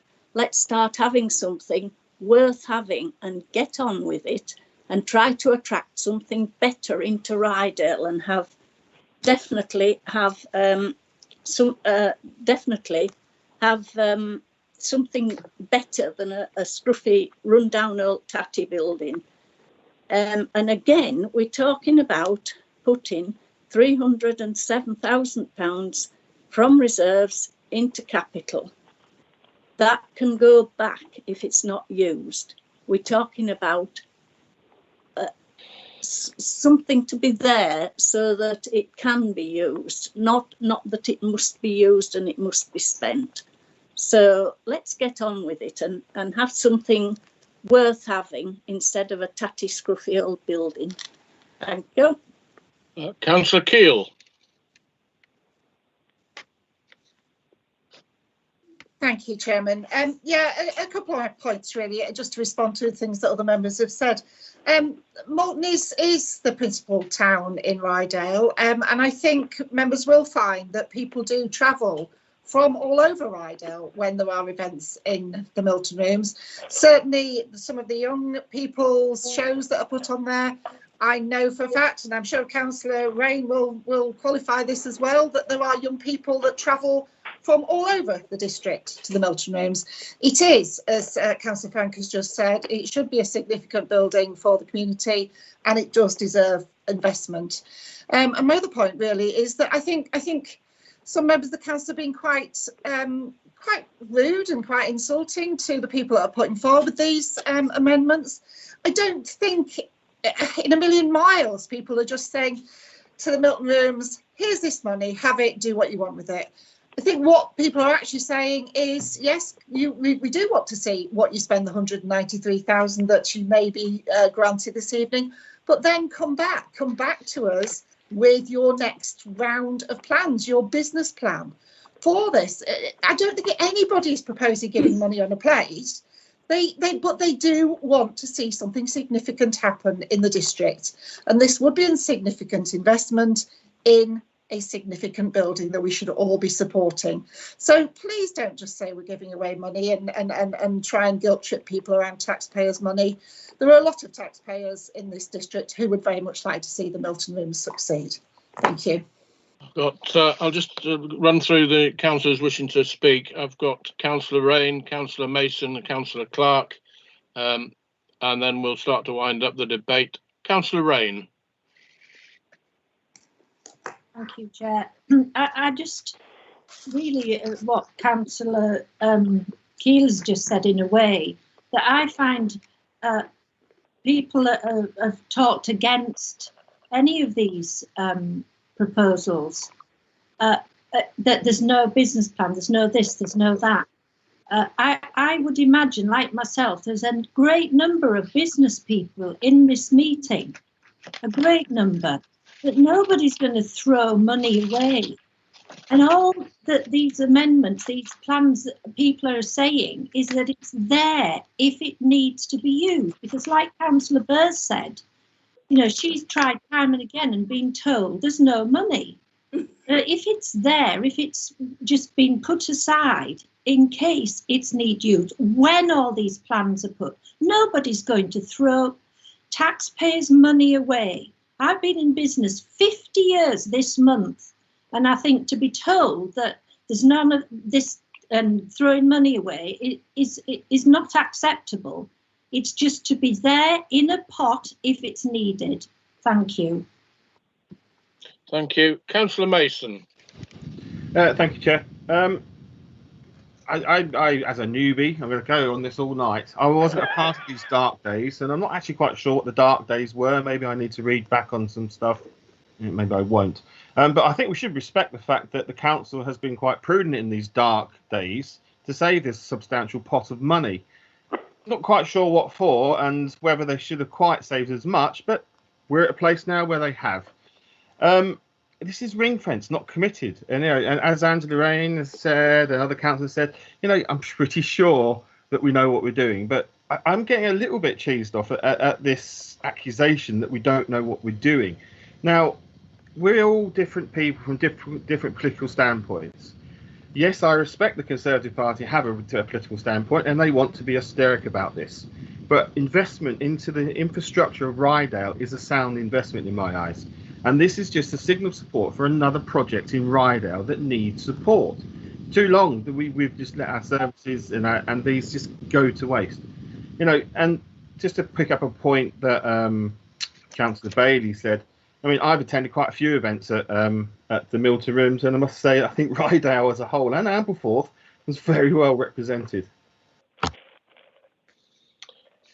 Thank you. Councillor Clark. Thank you, Chair. Well, I find myself in agreement with Councillor Oxley, Councillor Delaney, Councillor Bailey, that we should treat it as if it was our own money and not squander it.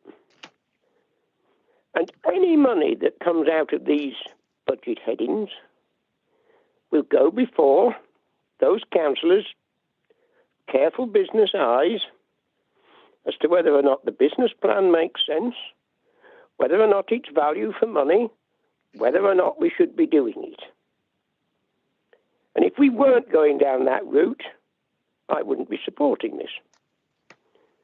But to have had Councillor Maud alongside me on the council from 2003 up until a couple of years ago, complaining about the state of the toilets in the Milton Rooms, and to be only just now doing disability access properly, is a combination of illegal and just wrong. So any money that's wanted to take this building forward, and Councillor Ryby summed it up in the past at P&R beautifully, when he said 950 years left is as good as owning it. We could let it run down in the last 100 years if we didn't want Fitzwilliam to get a good building out of us. But between now and then, we need to invest. And what we're saying is I understand it correctly, we're not going to commit any money now at all, but we are going to set it aside if it's needed. And it surely is needed in the Milton Rooms. The Milton Rooms is a massive, valuable asset that we aren't looking after properly. So on that basis, I shall be supporting this. Before going back to Councillor Burr, Councillor Oxley, you've already spoken, but you do have your hand raised. Is there any reason why we should hear you again?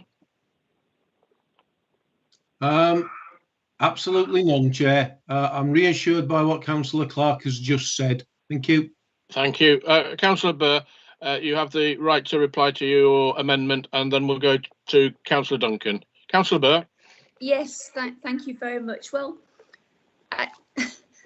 I want to be surprised, but I'm not surprised that the ruling group don't want to support or invest in community projects. But I want to move beyond all that.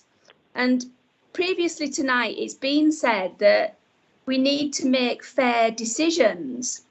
The people tonight who are supporting this genuinely, as I do for 20 years, believe this is a fair decision. So we will just have to agree to disagree on that. We have different views, we have different ideas. I do believe in this. Councillor Delaney, you said that you're flabbergasted. I want to reassure you, please don't be flabbergasted, because of course we will be looking at business plans, but we must ring fence that money so the Milton Rooms Management Committee know that if they want to put a credible business plan forward for us to look at, then we need to scrutinise that. We need to ring fence this money. We keep talking about us councillors. It's the taxpayers' money. And I have been told year after year by many people, why isn't the Milton Rooms investing in, why isn't the Ryedale District Council investing in the Milton Rooms? It's our money. And one thing that sticks in people's guts is that when we talk about reorganisation, we talk about, are we going to keep our money? It's our money. And people want it spent in their communities. So we're looking at a fantastic proposition here for you to ring fence the money, for you to give the Milton Rooms Management Committee, who a lot of you say you've got huge confidence in, to have the knowledge that it's there set aside for them. And we want to just have something to be proud of to move into the future. It has been said about councillors saying, well, we could just put money, we could put amendments in. Well, why don't you? If that's what you want to do, but please don't criticise us for doing something that we actually believe in. So, just on a final word, we're not spending this money tonight. We are just allocating it ring-fenced for the Milton Rooms. And I hope you all will support this. Thank you. Councillor Duncan. Thank you, Mr. Chair. And just a couple of points I'd like to raise. The first one really is an apology to the Milton Rooms Committee, because I've been engaging with Ray quite a lot on this, Councillor King, and have had some correspondence from members of the Milton Rooms Committee who have contacted me asking that we did support their request for the 193,000. And I said to them that I wasn't sure what view the council would take, but that given the progress made by them, the hard work that they have put in, that there should be, their plan should be looked at favourably by this council, and that I personally would support that £193,000 request, initially with a viewpoint to looking at further amounts of money that they may be able to request from the council going forward. And I want to apologise to them really that what they should have been about this meeting tonight was saying well done to them for the work that they've done. We set up a Milton Rooms working party, cross-party. Many members, Councillor Burr, Councillor Andrews, myself and others were part of that working party, and it was genuinely constructive. We all worked together and we all came to a conclusion which we could all agree upon cross-party, unanimously. It was supported at Policy and Resources, which was that we would look at requests from funding by the Milton Rooms on a case-by-case basis, on the same basis as other venues in the district. And now we set that policy, we set that approach, and many members who voted for that, and Councillor Burr included, are now saying that they want to rip up that policy, despite the amazing progress that is promoted by the Milton Rooms Committee, and deviate from that by allocating in the budget this £500,000. And in many ways, this £500,000 allocation means nothing. It is again a number on a piece of paper. And again, it could be raising false hope that this money is ultimately going to be allocated to the Milton Rooms. Now, clearly, we said right from the start that we would support 193,000. And we did that because of the progress that was made. Other venues in the district are also going to be in critical need, I believe, over the coming 12 months. And it is vital that we show fairness to all organisations, all community and voluntary organisations in the district. And this approach that has been put forward is not doing that. We've heard a lot as well about what we want as a council. We want to do this and we want to do that with the Milton Rooms. Actually, what do the Milton Rooms Committee want to do? And I would remind members that they made a request to us for £193,000 and they put forward what they wanted to do with that money to the building. We have no ability to dictate to them, nor should we dictate to them what they should do with the Milton Rooms. They are the committee, they run it, they are responsible to it. And we should not be dictating, and we also should not be describing the building as a scruffy, rundown, tatty building. Because actually it is a fantastic community asset. And yes, it needs work, and we know it needs work.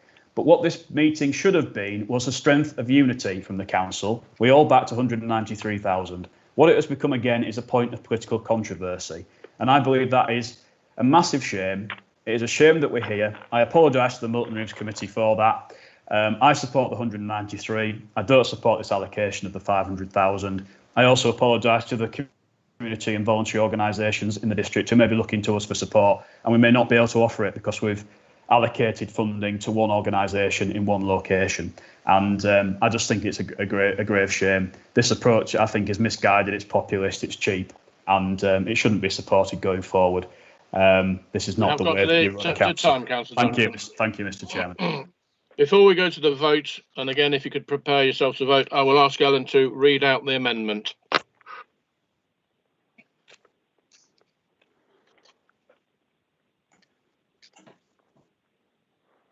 Thank you, Chair.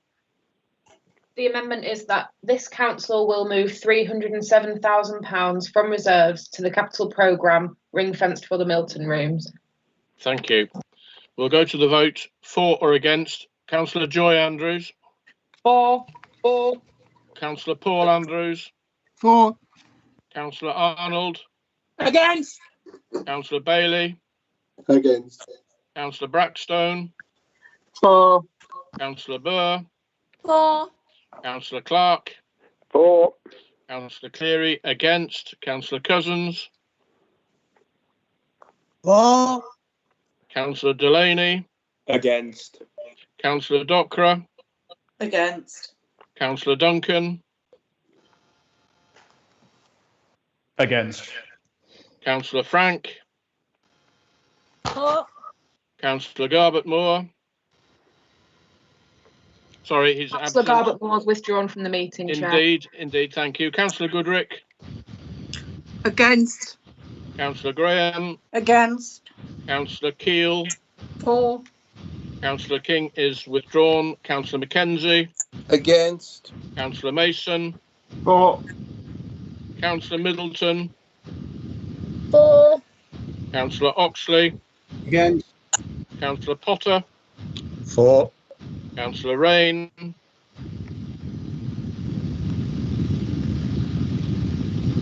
Councillor Rain. Thank you. I can read lips. I can't hear. Thank you. Councillor Ryby. For. Councillor Thackeray. For. Councillor Wass. For. Councillor Windrus. Against. Thank you. Let's wait for the result. While you're waiting, Chair, I have one final amendment, which I think fits in with the guidance you've given us on amendments tonight. It does, and we're looking at time, and we do have a reserve date, but there is an item that once we've dealt with this substantive motion, we might have to rejig the agenda, but we're going to wait for the result for this amendment. Chair, the result is 15 votes for and 11 against. Thank you. The amendment is carried. If we can invite... Sorry, Chair, before we go on, is it possible for us to have 5 minutes? We've had over 3 hours now. Well, I think I'm sorry to ask, because I know it's... Well, the other thing is that we are now at 9:45, and unless somebody proposes to suspend standing orders, we have to end at 10 and finish the meeting at the reserve date, which is the 25th from memory, 25th from my calendar. 25th. 25th. So if somebody wanted to propose, if we don't propose, then we end in 1/4 hour. So there's no point in having 5 minutes now. I see nobody wanting to suspend standing orders. Oh, So Chairman, I propose to extend standing orders. Right. I'll second that. Sorry, that's proposed by Councillor. Can you allow me to speak, please? Councillor Paul Andrews has voted to suspend standing orders, and I think Councillor Potter has seconded it. Am I right? You are correct. Yes, correct. Then we'll go straight to the vote on that. We're suspending orders so that we'll work beyond 10 o'clock. We'll go straight to the vote. Let me just make a note here on my scoring. Are we ready to take the vote, Ellen? We are, Chair, yes. Thank you. Councillor Joy Andrews, for or against? Can I just clarify, Chair, sorry, before the vote, are we suspending to continue just to do certain items rather than to continue indefinitely? It was proposed that we go beyond 10 o'clock. My proposal, Chair, was to continue the meeting. I haven't put a limit to how far we should go, but no doubt at some stage a member will want to propose that we defer to another date. But I don't want to fix a limit. You haven't. It's just that we work through the meeting. I just need to also double check that we've invited Councillors Garbutt Moore and King back into the meeting. Is that right? Are they back in? Not as yet, Chair. We're just working on that now. Thank you. Well, we'll wait for the vote. We'll wait before we vote. We'll just make sure that we've invited those 2 members back in. Chair, can I just ask you to confirm that you understand what I'm asking? I do. We'll work until we drop, from what I gather. Well, no, Chair. We'll work until we decide that we have another vote deciding to defer the matter to another time. Thank you. Well, is there anything else that's time limited other than the Pickering one, Chair? Well, they can all. I gather that all the treasury management items we can do next week if we vote against working through. I mean, theoretically, the last item, which is the exempt item, could wait until the end of the month, but I think it'd be better dealt with this evening. That's the Pickering one. That's the Pickering one. Yeah. Mr. Chairman, can I just say on that it would be okay and acceptable for us to take that item next week at the reserve date. If I think that could be better than trying to potentially rearrange this evening to fit it in. I think as long as we make a decision next week, we should be okay. Yeah. From the chair, and I don't wish to. I've been fairly careful about not entering into debate. But from the chair, I'm aware that the later we go, the less we debate properly and fully, and items that deserve debate and covering don't get covered and debated properly. And so patently you can decide, council will decide whether we work through. Nothing is so time sensitive that it will not wait until next week. or the 25th, should I say. So I'll leave it at that. And once we've got the missing councillors back in, we will go to the vote to suspend standing orders. Can I just add, Chair? Chairman. Councillor Frank, I'll come back to you in a moment. I'm going to get some advice from Simon Copley. Just to add, Chair, in terms of the item we're currently on, approving the budget and setting the council tax, because that's the item which is currently under consideration, that would continue until the end of the debate. So the further amendment we've been told about, and then a vote on the motion. So we wouldn't curtail that debate, regardless of the decision on suspending standing orders. Absolutely, I understand that, and that. Thank you for that clarification. Councillor Frank. Yeah, I was just going to say that, and I was going to say as well that if we're going to have another meeting next week anyway, there's no point in suspending standing orders tonight. We might as well do the rest of the business next week. And well, that's why I asked if there was anything else midnight tonight sensitive. Well, thank you, Councillors Clark and Frank. It has been proposed. We'll wait until the. We'll wait until the. Confirm that there is now. Can you confirm that there is now nothing that is time sensitive? That is my understanding. I'd rather wait until we get the missing members back in before we. Yeah. I'm just more asking, information out. I'm asking you for your ruling on that. Thank you for that. I will wait before we give any more information or advice or discussion. I want to make sure that we've got the two councillors back in, please. I'll repeat my question when you're ready for it then, Chair. Thank you. Chair, we have Councillor Garbutt Moore. We're just waiting on Councillor King. Thank you. Councillor Mason. Yeah, just one point really. I think in the leader's statement at the beginning, it was alluded to the the flooding motion was time sensitive because he wanted to bring it back as soon as possible. I think we should decide to at least get that going in. Well, I think we have decided that it will wait until the reserve date. Chair, I'm willing to withdraw my motion if Councillor Potter is willing to withdraw his seconding of the motion. If that will help the meeting to proceed, and if that's what. Well, thank you for that. Thank you for that. I'm going to wait until Councillor King is back in, and then we'll update him on what's happened, and then we will continue to finish the item that we are discussing, which will include an amendment from Councillor Clark. Any news on Councillor King? I've spoken to him on the phone, Chair, and just waiting for him to rejoin the meeting. Thank you. Chair, can we have the 5-minute break while we're waiting for Mr. King? Shall we do that, and we will reconvene at 5:02? That gives 5 minutes. Chair, Councillor Middleton here. I'm afraid I'm going to have to go. I can't stay on after 10. I understand that, and thank you for your attendance. And as I say, we will reconvene to finish the rest of the meeting, the rest of the agenda on the reserve date.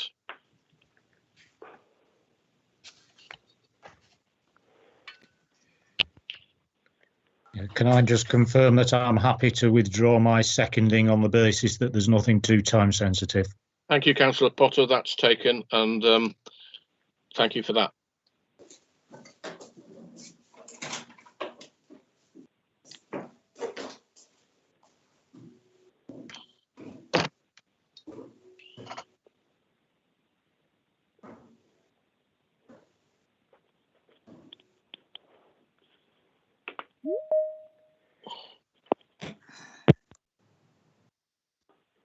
John Clark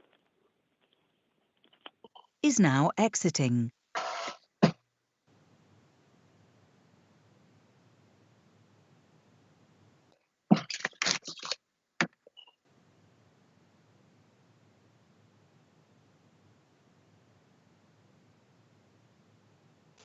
Chair, just to confirm, Councillor King is back with us. Thank you. We're having a 5-minute break. We'll be back at 5:02.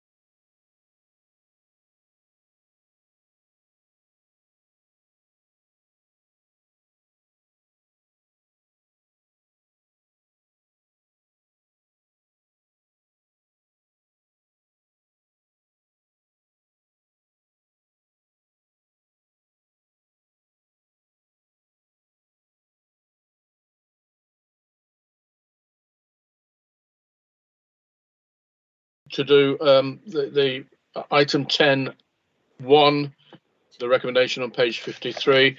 I think, Councillor Clark, you have a further amendment. Councillor Yes, Clark. Chair.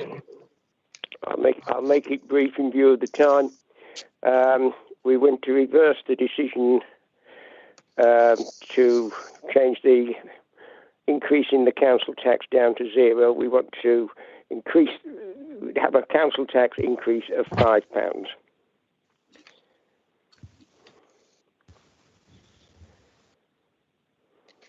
Again, we'll wait for confirmation from the monitoring officer and the section 151 officer that is valid and acceptable. Do you have a seconder, Councillor Clark? I hope so, Chair. I'll second that. Sorry, was that Councillor Wass? It was, yeah. Thank We you. may need a sentence to go with it, Chair, that this so as to reduce the withdrawal from reserves. But Anton can clear that up for us. Yes. Shall I come in, Chair? Please. Yes. Okay. Two things. Yes, that would be the impact. So we would reduce the call on reserves by approximately £109,000 or thereabouts. The only other thing to point out, and you may remember this from last year, Councillor Clark, no. A £5 increase will actually see a £4.90 increase on a Band D property because we have to take account of the special expenses for parishes. And when we add those to the £4.90, we get to the £5. Would you prefer me to increase it by £4.90 or £5? I think, yeah, I know that I know the spirit of what you're trying to do. I would suggest that the wording says £4.90 to the Band D rate. Can we take that as I've just said that? Thank you. We'll do that. Ellen, is that all right? You've got that down. I have, Chair, yes. Thank you very much. So we're clear on that. No further comments from me, Chair, given the section 151 officer's comments already. Thank you. Thank you very much. Councillor Clark, the floor is yours for your amendment. Thank you, Chair. We proposed this last year on the simple logic that councils who had not increased their council tax at points during the last 9 years or 10 years and now 11 or 10 were then realising that their base budget was falling away. And we are talking here about a minute amount of money in terms of benefit to the population. In terms of cost to the population, it works out at just over a penny a day, 7p a week at most, and could be less than 5p a week, depending how many people there are in a household. On that basis, it helps to keep the base built. Whatever happens in relation to local government review, all the previous reorganisations I've seen, the council tax is then set in relation to what the council taxes were. And if we don't do that, then we're helping to decrease the amount of money that there is there for future council, whatever shape it is, East, West, Yorkshire, stay as we are, any of those, will then be in a position to deliver services properly rather than being starved of revenue down the track. Last year this went through, so I would ask all those who supported it last year, when we were told not to do it, what crisis did we foresee? I don't think any of those of us who voted for it last year foresaw the crises that we were going to hit in the last 12 months. But you don't know. And so as to be able to support people, which this council has done brilliantly well, you need to keep your revenue levels up. Thank you, Chair. Thank you. Councillor Ross, you seconded this. Do you wish to speak at the moment? Thank you, Chair. Well, none of the really that, just to say that Councillor Clark has made it very obvious the reasons why we're proposing this, and I think you'll either vote for or against, as we did last year, and in the right manner. So obviously I'll be voting with Councillor Clark. Thank you. I've got councillors Duncan and Bailey wishing to speak. If you do wish to speak for or against the amendment, please let me know as soon as you can. Councillor Duncan. Thank you, Mr. Chairman. I just want to look at the logic of what has been proposed by Councillor Clark, because the group of 15 that have voted this evening to allocate millions of pounds to various projects have said, we are going out of business, we are closing the doors, we need to spend the reserves for the people of Ryedale, not for the new organisation to spend them to deliver services, to invest in projects for the residents of whatever footprint the new council might form. We've now got Councillor Clark here saying that we must increase the council tax so as to ensure that the new authority, whatever footprint the new authority takes, has the ability to, quote, deliver services properly and not to starve it of resources. So on the one hand, we have a group of 15 members, not the Conservative group, not the Ryedale First Independent group, who are saying that they want to blow our money and spend it on the Ryedale Great free giveaway to a whole host of projects and proposals with no costings, no evidence, no basis whatsoever. Yet on the other hand, they now want to protect the interests of the future authority by raising council tax. And I don't understand that logic. I don't get it. It is not consistent. The logic, the argument of the Conservative grouping is that we will continue to spend money now in the same way as we would have spent it 12 months ago, 24 months ago, however many years back. We will adopt the very same approach now, in perhaps the final few months of this council, as we would have done before we knew reorganisation was even happening, because we have to apply the same procedures, the same checks, the same balances, the same protocols to every single pound of taxpayer money that we spend now as we did back then. That's the right and proper thing to do, not to make arbitrary decisions as has happened this evening, to spend on all sorts of amazing projects and proposals with no understanding whatsoever of how that might benefit local people and no consideration of all of the demands which we face as a local district council. We will take the right, fair, proportionate approach, and that means that we will spend things wisely, and it also means that we will only increase the tax burden on the public if we really need to. We don't need to do that, and therefore the Conservative group will be voting against the amendment. We will be supporting the freeze, as that sends the right message to our residents that we are on their side at this difficult time. We don't need to increase, and therefore we shouldn't increase. Thank you, Mr. Chairman. Thank you. I've got Councillor Bailey, Councillor Kirkham-Rain, Councillor Paul Andrews, Councillors Potter, Joy Andrews and Steve Mason. Councillor Bailey. Thank you, Chair. Well, on the last two amendments, I've been saying, well, this is an increase in council tax. And sure enough, the last amendment is to increase council tax. In the time that we've had, as Councillor Duncan just said, can't hear, Chair. We have our reserves to help the public get through the difficult time that they've had. We shouldn't be increasing council tax. We should be using our reserves to help them. All we're doing is increasing council tax to pay for a blank cheque for Pickering and a blank cheque for the Milton Rooms. I think, to be honest, Chairman, this is a bit of a disgrace. Councillor Rain. Oh, thank you, Chair. I just would like to say, personally, I have voted on these amendments and the money to be in a pot, not just to be blown away without any correct plans going ahead. But I've personally voted for the people of Ryedale.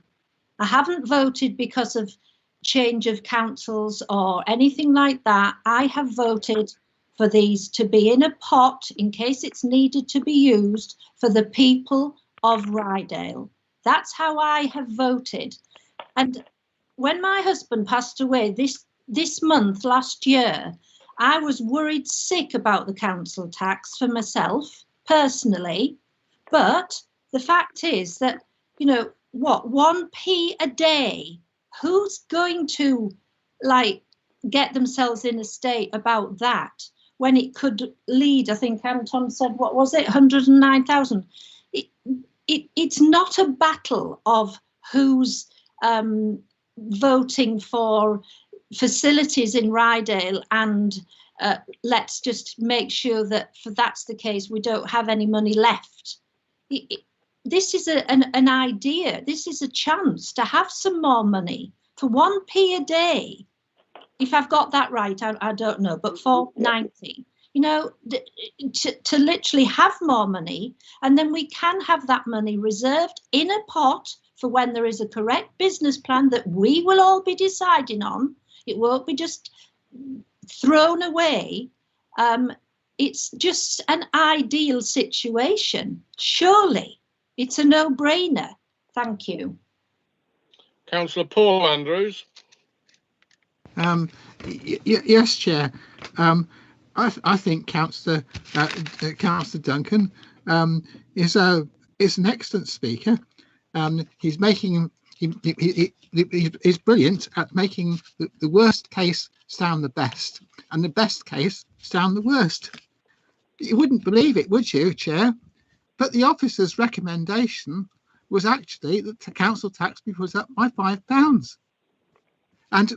But because we've gone ahead with the officer's recommendation, we're being accused of making arbitrary decisions. We're being accused of looking for populace, of behaving in a populist way.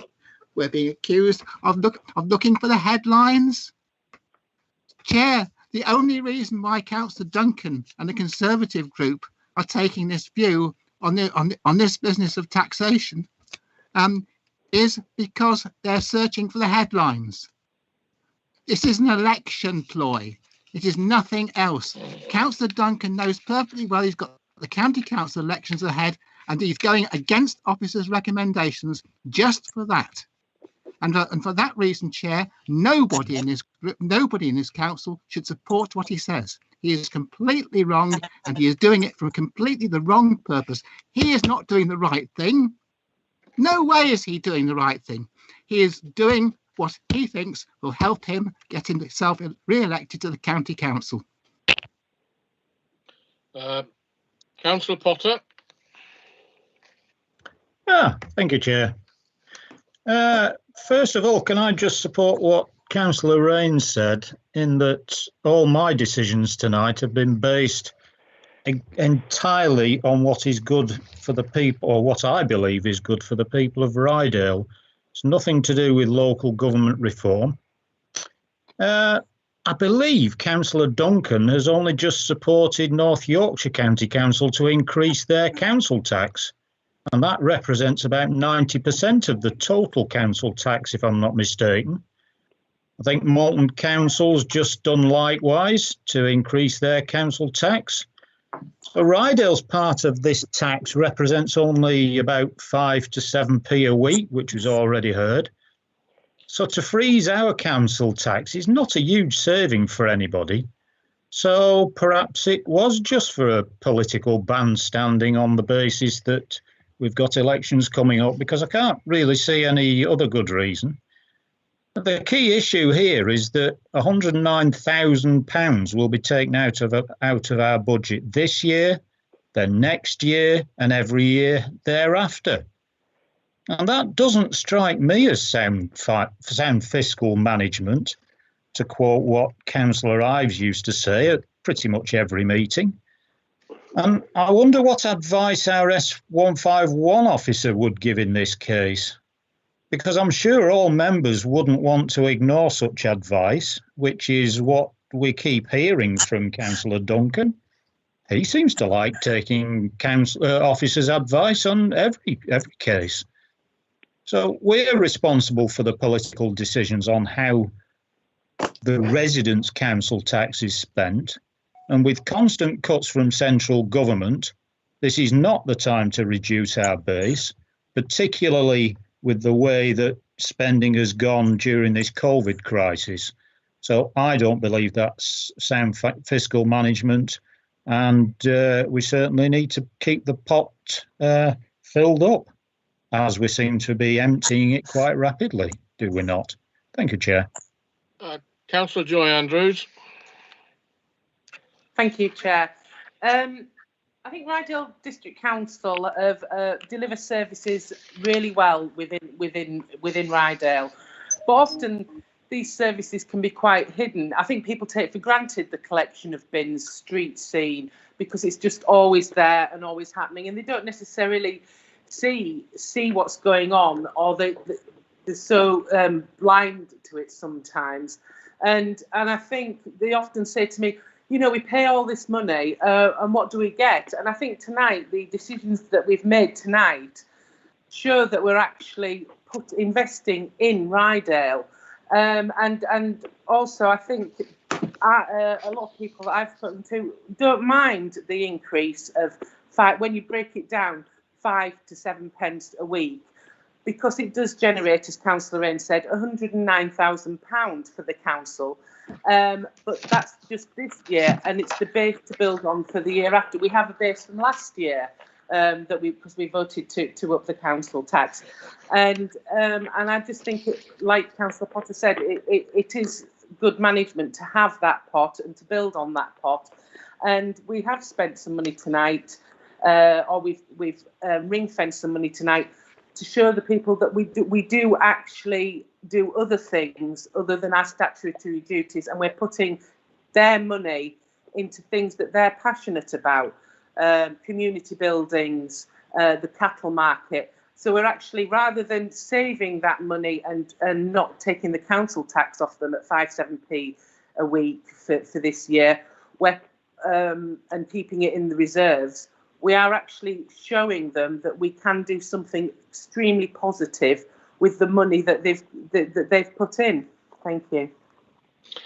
I've got Councillors Braxton, Arnold, Mason and Oxley wanting to speak. Councillor Braxton. Thank you, Chair. To me, this is very simple. Extreme circumstances, and they are extreme, dictate policy. And this is about people's needs. Thank you. Councillor Arnold.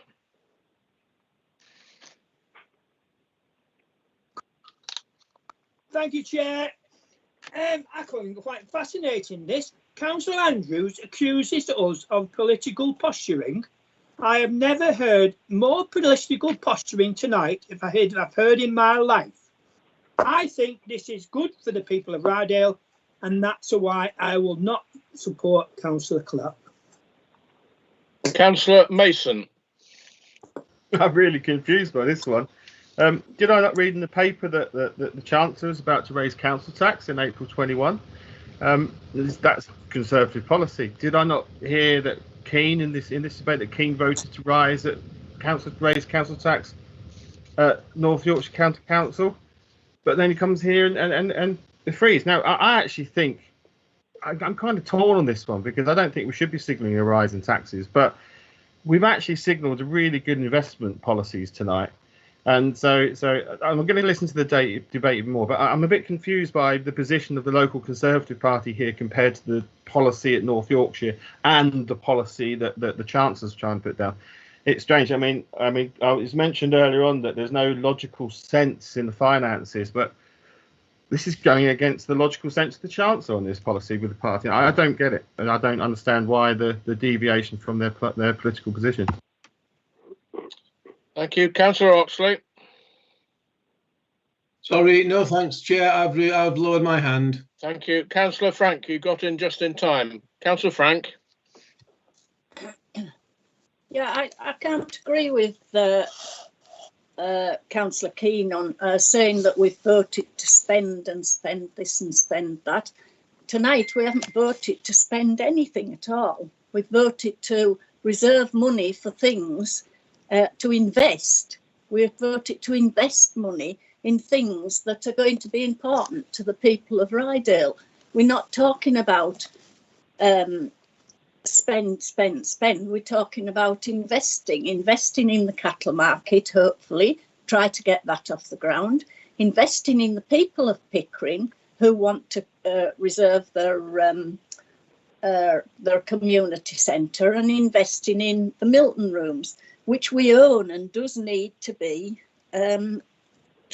investment. So we're talking about investing, not spending. There is a difference. There is a subtle difference between spending and investing. If you invest money, you get money back. If you invest money in this area with the cattle market, with the Milton rooms, with the communities, that helps the economy of the whole area. That helps the whole area. I don't understand why we're talking about that. And there's other things that I want to say here. Band D, saying Band D, £5 on Band D, that's fine. But I have to say that I've been fighting a case in my ward of a small cottage that wasn't in the right band. And there are thousands of buildings, houses in this area that are in the wrong band. And I think that our council ought to get somebody on board to look into the bandings of the houses, to look into to how these houses are banded, because a lot of them are in the wrong band and they're paying more money than they should be. And I think that actually in this day and age ought to be looked into. They were all done in 1991, I believe, was last time they were banded. And a lot of them were put in the wrong band and they paid for years over and above what they should have done. And I think that's something that we as a council ought to do something about. I've just thrown that in because it's because I think it should have something done about it. So I've just thrown that in. Thank you, Councillor Frank. Okay, I'll leave it at that. Thank you. Thank you. Councillor Clark, we're going to wind the debate up now. Councillor Clark, as proposer of the amendment, you have actually, before I go there, Councillor Wass, I don't know that you spoke as seconder. Did you want to speak now? And I'll reserve the right. Thank you, Chair. Well, this is your last chance. If you want to speak, please do now. Thank you. Really, I don't think there's any lack of justification in terms of what we're trying to do here, and really to reiterate the feeling of the people on the side we're talking about is really investing in Ryedale, and that's the best we can do. And I think by freezing things is just making things complex for the future. To some people, 1p might be a lot of money in a day, but I think overall, collectively, you know, we're working together. We've given a lot out tonight, and I think we need to give more by being prudent. And I think what we're doing is actually the right thing. So thank you, Councillor Clark. Thank you, Chair. Interesting, isn't it?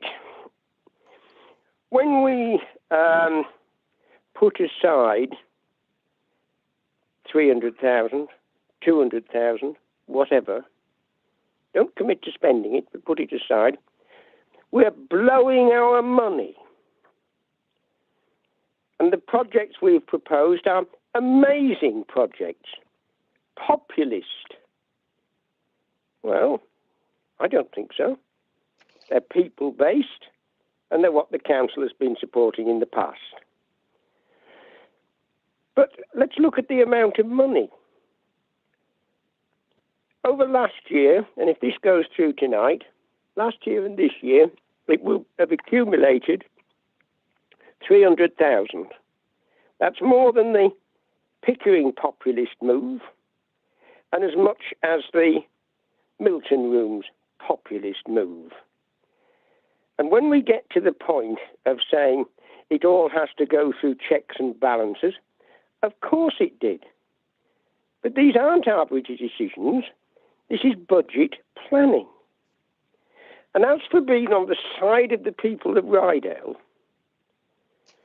to vote yesterday for a £60 plus a year increase, nothing said, and tonight to propose that they are a penny a day better off. In the words of Jim Bailey, this is to help the residents get through. I'm not convinced on the Tory arguments, and I think it's time they were held up to the light. And if we are going to work together, Councillor Duncan, to attack 15 people on populist, blowing our money, amazing projects, etc., is not the way to work together. It's the way to make the divisions bigger. Thank you, Chair. Councillor Duncan. Thank you, Mr. Chairman. The Conservative group is clear and consistent. We believe in low taxation and we believe in low spending. And those two things are perfectly compatible with each other. Others on the council have a very strange mixture. Some are high taxation, high spending. Some are high spending, low taxation, which never really works out. And the reason why the Conservative group, historically, the Conservative Party, supports low taxation is, yes, it's popular. And I think it's perhaps the reason why the Conservative Party is, and I hope will continue to be, the most successful political party, not only in this country, but in the entirety of the history of the world. The Conservative Party is a low taxation party. People know that that's the case. In terms of the local issues, just picking up on some of the other viewpoints that have come across the council. Councillor Mason has mentioned that he's torn on this one. Yes, he's torn because he can't quite work out what to do, because he's supporting spending lots of money, yet can't quite live up to the responsibility of taxing people accordingly to pay for it. And if he's torn on it, I would suggest that he does this year what he did last year, along with his Lib Dem colleague, which is to abstain and sit on the fence. The Conservative Party last year and this year has proposed the exact same thing, which is a freeze in council tax. And next year, I would imagine we will do the same thing again. We'll propose to freeze council tax, a cut in real terms. We will be consistent with our approach. Councillor Paul Andrews has mentioned this is an election ploy because the county council elections are coming up and I am trying to appeal to the masses. What I would say very clearly is I've fought 3 elections now, Councillor Andrews, and each of them I've won by a significant margin. And I don't need to resort to those sorts of tactics. I speak to my residents honestly, and I work as hard as I possibly can for my residents. I don't need to do things inside the council chamber to make statements. Then we hear from Councillor Potter saying that I political bandstanding because I voted at county council level to increase the council tax. So Councillor Andrews is saying at the district council level, I'm proposing that we go for a freeze so that I can win support in the county council elections. And then Councillor Potter is saying that I'm somehow being consistent because at county council level, I'm voting to increase the council tax. Now, clearly, if there was any level of consistency to that and it was county council elections coming up and I was trying to appeal to that, then obviously I'd vote, you would imagine, for a freeze at county council level. Now, as we know, the county situation is very different to the district situation. I'm leader of this authority. I have a duty to this authority. I have full information about the finances of this authority because I'm ultimately responsible for setting the budget and suggesting and moving that forward to council. So they're 2 very different scenarios. Moving on to Councillor Rain's comments about this is money to be in a pot and saying this Councillor Duncan, you're nearly at time. So sorry, thank you, Mr. Craig. Saying this is an ideal situation to spend money and to tax people, an ideal situation, a utopian situation of the way that this council operates. Unfortunately, there are tough and difficult decisions which we have to take. We always have to take. We're prepared to do them as a Conservative Party, but we stick by our core principle of low taxation and low spending. And therefore, we will be voting against the amendments being put forward to raise council tax. We support the freeze, a cut in real terms. Thank you. That's well over time. Thank you. We're going to go to the vote now. This is for the amendment, and then we'll go back to the substantive motion. Ellen, are you ready to take the vote, please? I am, Chair, yes. And would it be an idea if you could read the amendment again for the benefit of members? Yeah, just bear with me.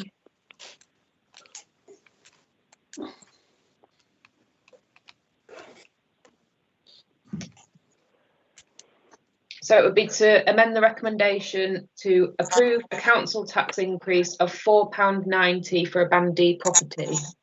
Thank you. We'll go to the vote for or against. Councillor Joy Andrews. For. Councillor Paul Andrews. For. Councillor Arnold. Against. Councillor Bailey. Against. Councillor Brackstone. For. Councillor Burr. For. Councillor Clark. For. Councillor Cleary. Against. Councillor Cousins. For. Councillor Delaney. Against. Councillor Dockerer. Against. Councillor Duncan. Against. If you can mute, please, unless you're voting, if you could mute your microphone, there are noises off, please. Councillor Frank. For. Councillor Garbett Moore. Against. Councillor Goodrick. Against. Councillor Graham. Against.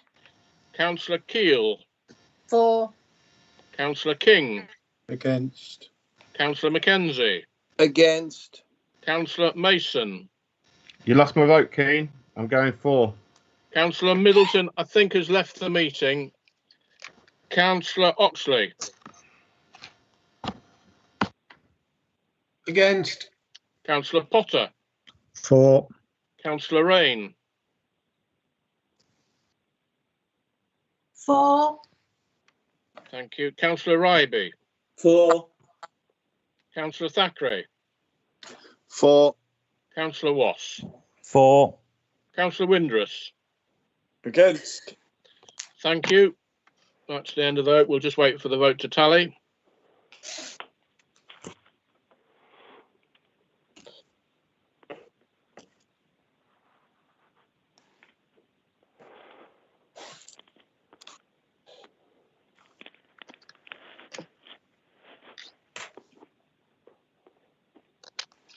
Chair, that's 14 votes for and 13 against.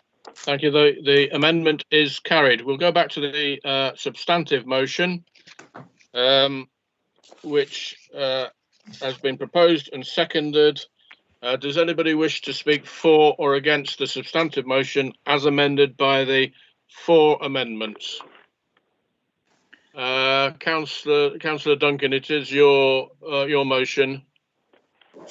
I just want to say one thing very quickly, Mr. Chairman, which is I'm really failing to understand some actions of the individuals on this council, given that we had a Policy and Resources Committee where we discussed this budget in full. And there were 3 members who are members of that committee, Councillor Ryby, Councillor Frank and Councillor Burr, who at that meeting voted for my amendment to freeze the council tax. Yet they have come to this meeting, the full council meeting, and have supported to reverse that decision and increase the council tax by £5 or thereabouts. I do not understand that. This meeting was only last week. They voted for my amendment last week to freeze the council tax, and a week on, they voted to increase council tax. So I don't understand it. I really don't get it. No. Thank you. We've got some people wanting to speak. Councillors Wass, Bailey and Paul Andrews. And then we please do let me, if you do want to speak, please let me know as soon as you can, and then we'll go to the vote. So we've got Councillor Clark. Are you wanting to speak? Yeah. Was that Councillor Duncan summing up? No, it wasn't. No. He was just a comment. If you would wish to speak to the motion as amended, I'll add you to the list. Firstly, we'll go to Councillor Wass. No, just a bit perplexed by that. Thank you, Chair. Councillor Bailey. Sorry, I haven't finished. Sorry. Oh, sorry. No, just saying I was a bit perplexed by Councillor Duncan's comment there, because there wasn't actually anything stated. It was just a comment about what had happened in the vote, and I think that's not appropriate, personally. Thank you. Yeah. Councillor Bailey. Thank you, Chair. I will be supporting the budget because as a member of an authority, it's wrong not to support the budget, although I'm not terribly happy with some of the things that are in it. But I will be supporting it ultimately. Thank you. And we've got Councillor Paul Andrews next. Yes, Chair. I'm a little bit confused by Councillor Duncan's attitude, which seems to be that if you voted in one committee for something, then you shouldn't really be in a position to allow yourself to be to have a change of mind as a result of discussions in or out of committee, and as a result of hearing the debate. We are a democracy after all, and if we are a democracy, then we should be open to change our minds if we need to. And I have to say, Chair, I have had I have had a mind change on this one, because I did because I have considered various options, and the conclusion I've come to is the conclusion that I've come to at this meeting. And I think it's absolutely wrong to suggest that because you may have thought of something at some stage or another during the last few days, that you were therefore mandated or committed to that viewpoint, and that if you change your mind, there is something wrong. It's all about democracy, Chair, and democracy includes the ability to change one's mind. And of course, the Prime Minister, who is the lead person in the Conservative Party, makes a habit of changing his mind over and over again, and I don't see why we should be angry with ourselves or get upset with ourselves just because we do the same as he does. Thank you, Councillor Mason. Yeah, really. I mean, it's unfortunate because I was torn on that last vote. You know, and if we're going to make comments about previous votes, you know, unfortunately, I think I was pushed over the line to support the for camp. I've got to say, though, looking in reflection on this budget, I'm going to support this because I actually think this is a very good investment for the future community budget we've made here tonight. So I think, to be honest, we should all be proud that we've come up with a budget that's going to support in the community. Thank you. And I hope the leader's comments reflect that the budget was like that as leader. Thank you. I don't see anybody else wanting to speak. Councillor Clark, I can't see you. Do you wish to speak? Yes, I did. You asked me a minute ago. Yes, please. You did. Very simply, it's clearly that the minority of 15 of us have got it wrong again. And I don't see that working together is improved at all by attacking those who disagree. And we have had a very good debate tonight. We've had good chairing, rather than jumping on people, say, no, not now, etc.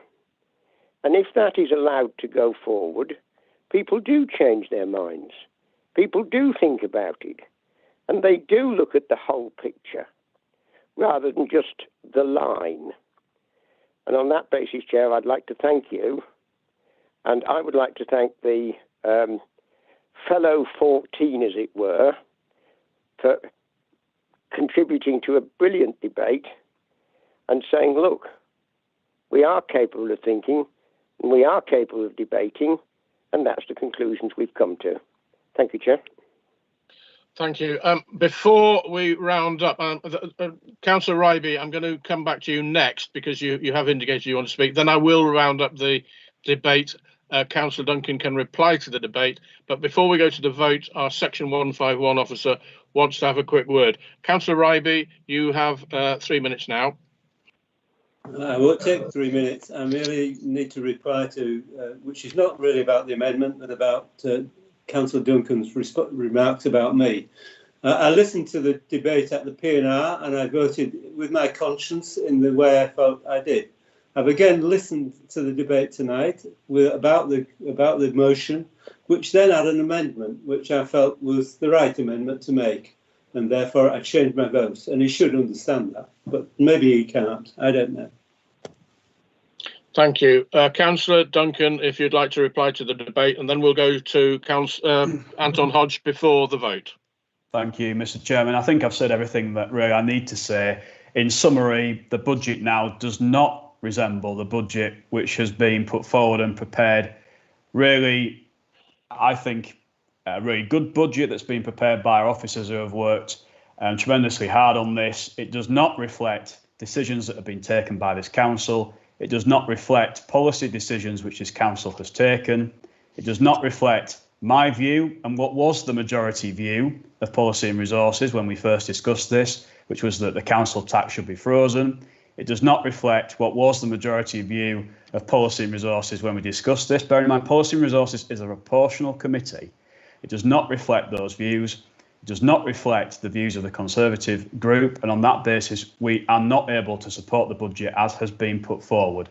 And therefore, we will be abstaining as a group on the budget as it currently stands. We had a great budget, a phenomenal budget that was accurate and effective. And in effect, it has piece by piece been torn apart and destroyed. And therefore, we cannot support it.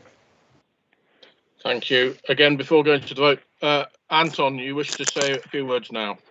Yes, it's just to confirm that because we've had the 4 amendments, which I tally up to just over £2 million, the figures in paragraph 3A to F will need to change to accommodate that, and also to accommodate the change in the council tax too. So if members are okay with the principle of that, rather than do all the calculations and recirculate those figures now, that we will take account of those amendments, redo the figures, and then present them back to members just for information as part of the minutes, and we'll possibly get them done by next week anyway. I'm grateful for you, Anton. I think we were ready for that. We will go to the vote now. Ellen, are you ready to take the vote, please? I am, Chair, yes. Thank you. We'll vote. This is for the substantive motion as amended by the 4 amendments. 4 are against. Councillor or abstain. Councillor Andrews. Councillor Joy Andrews. 4. Councillor Paul Andrews. 4. Councillor Arnold. 4. Councillor Bailey. Councillor Bailey's lost connection. Thank you. Councillor Brackstone. 4. Councillor Burr. 4. Councillor Clark. 4. Councillor Cleary. Abstain. Councillor Cousins.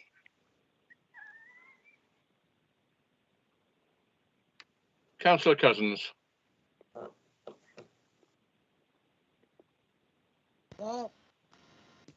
Councillor Delaney. Abstain. Councillor Docra. Abstain. Councillor Duncan.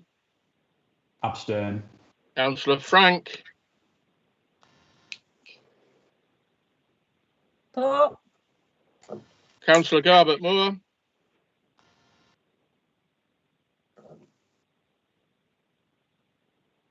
Is Councillor Garbett Moore with us?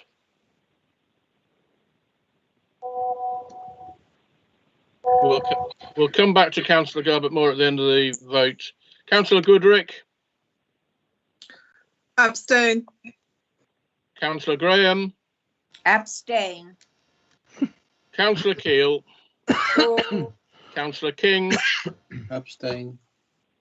Councillor Mackenzie. Abstain. Councillor Mason. Excuse me, Chair. 4.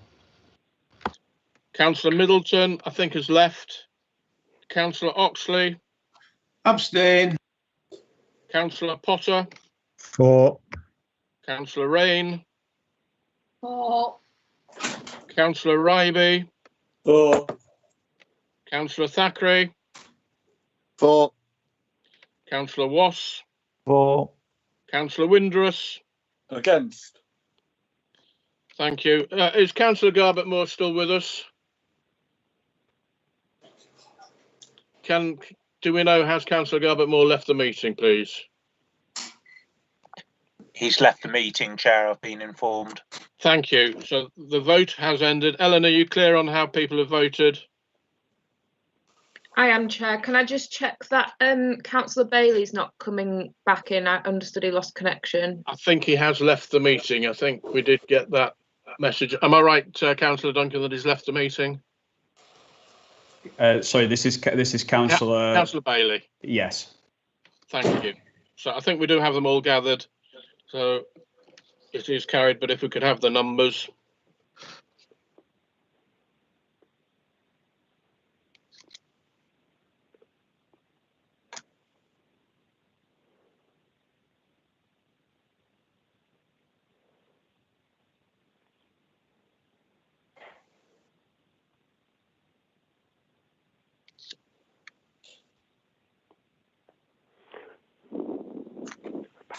Chair, that's 15 votes for, 1 against and 9 abstentions. That's what I got. So the motion is carried. We will reconvene. I didn't hear that, Chair. There was a noise at this end. I hope it didn't get to you. No, it was. I think it must have been just at your end. The numbers, Councillor Clark, are 15 for, 1 against, and 9 abstentions. The motion, substantive motion as amended, is carried. We will reconvene next Thursday on the reserved date. Thank you for your attendance. Good night. Thank you for your chairing, Chair, and good night. Thank you. Good night. Good night. Thanks, everybody. Thank you, Chair. Thanks for the chair.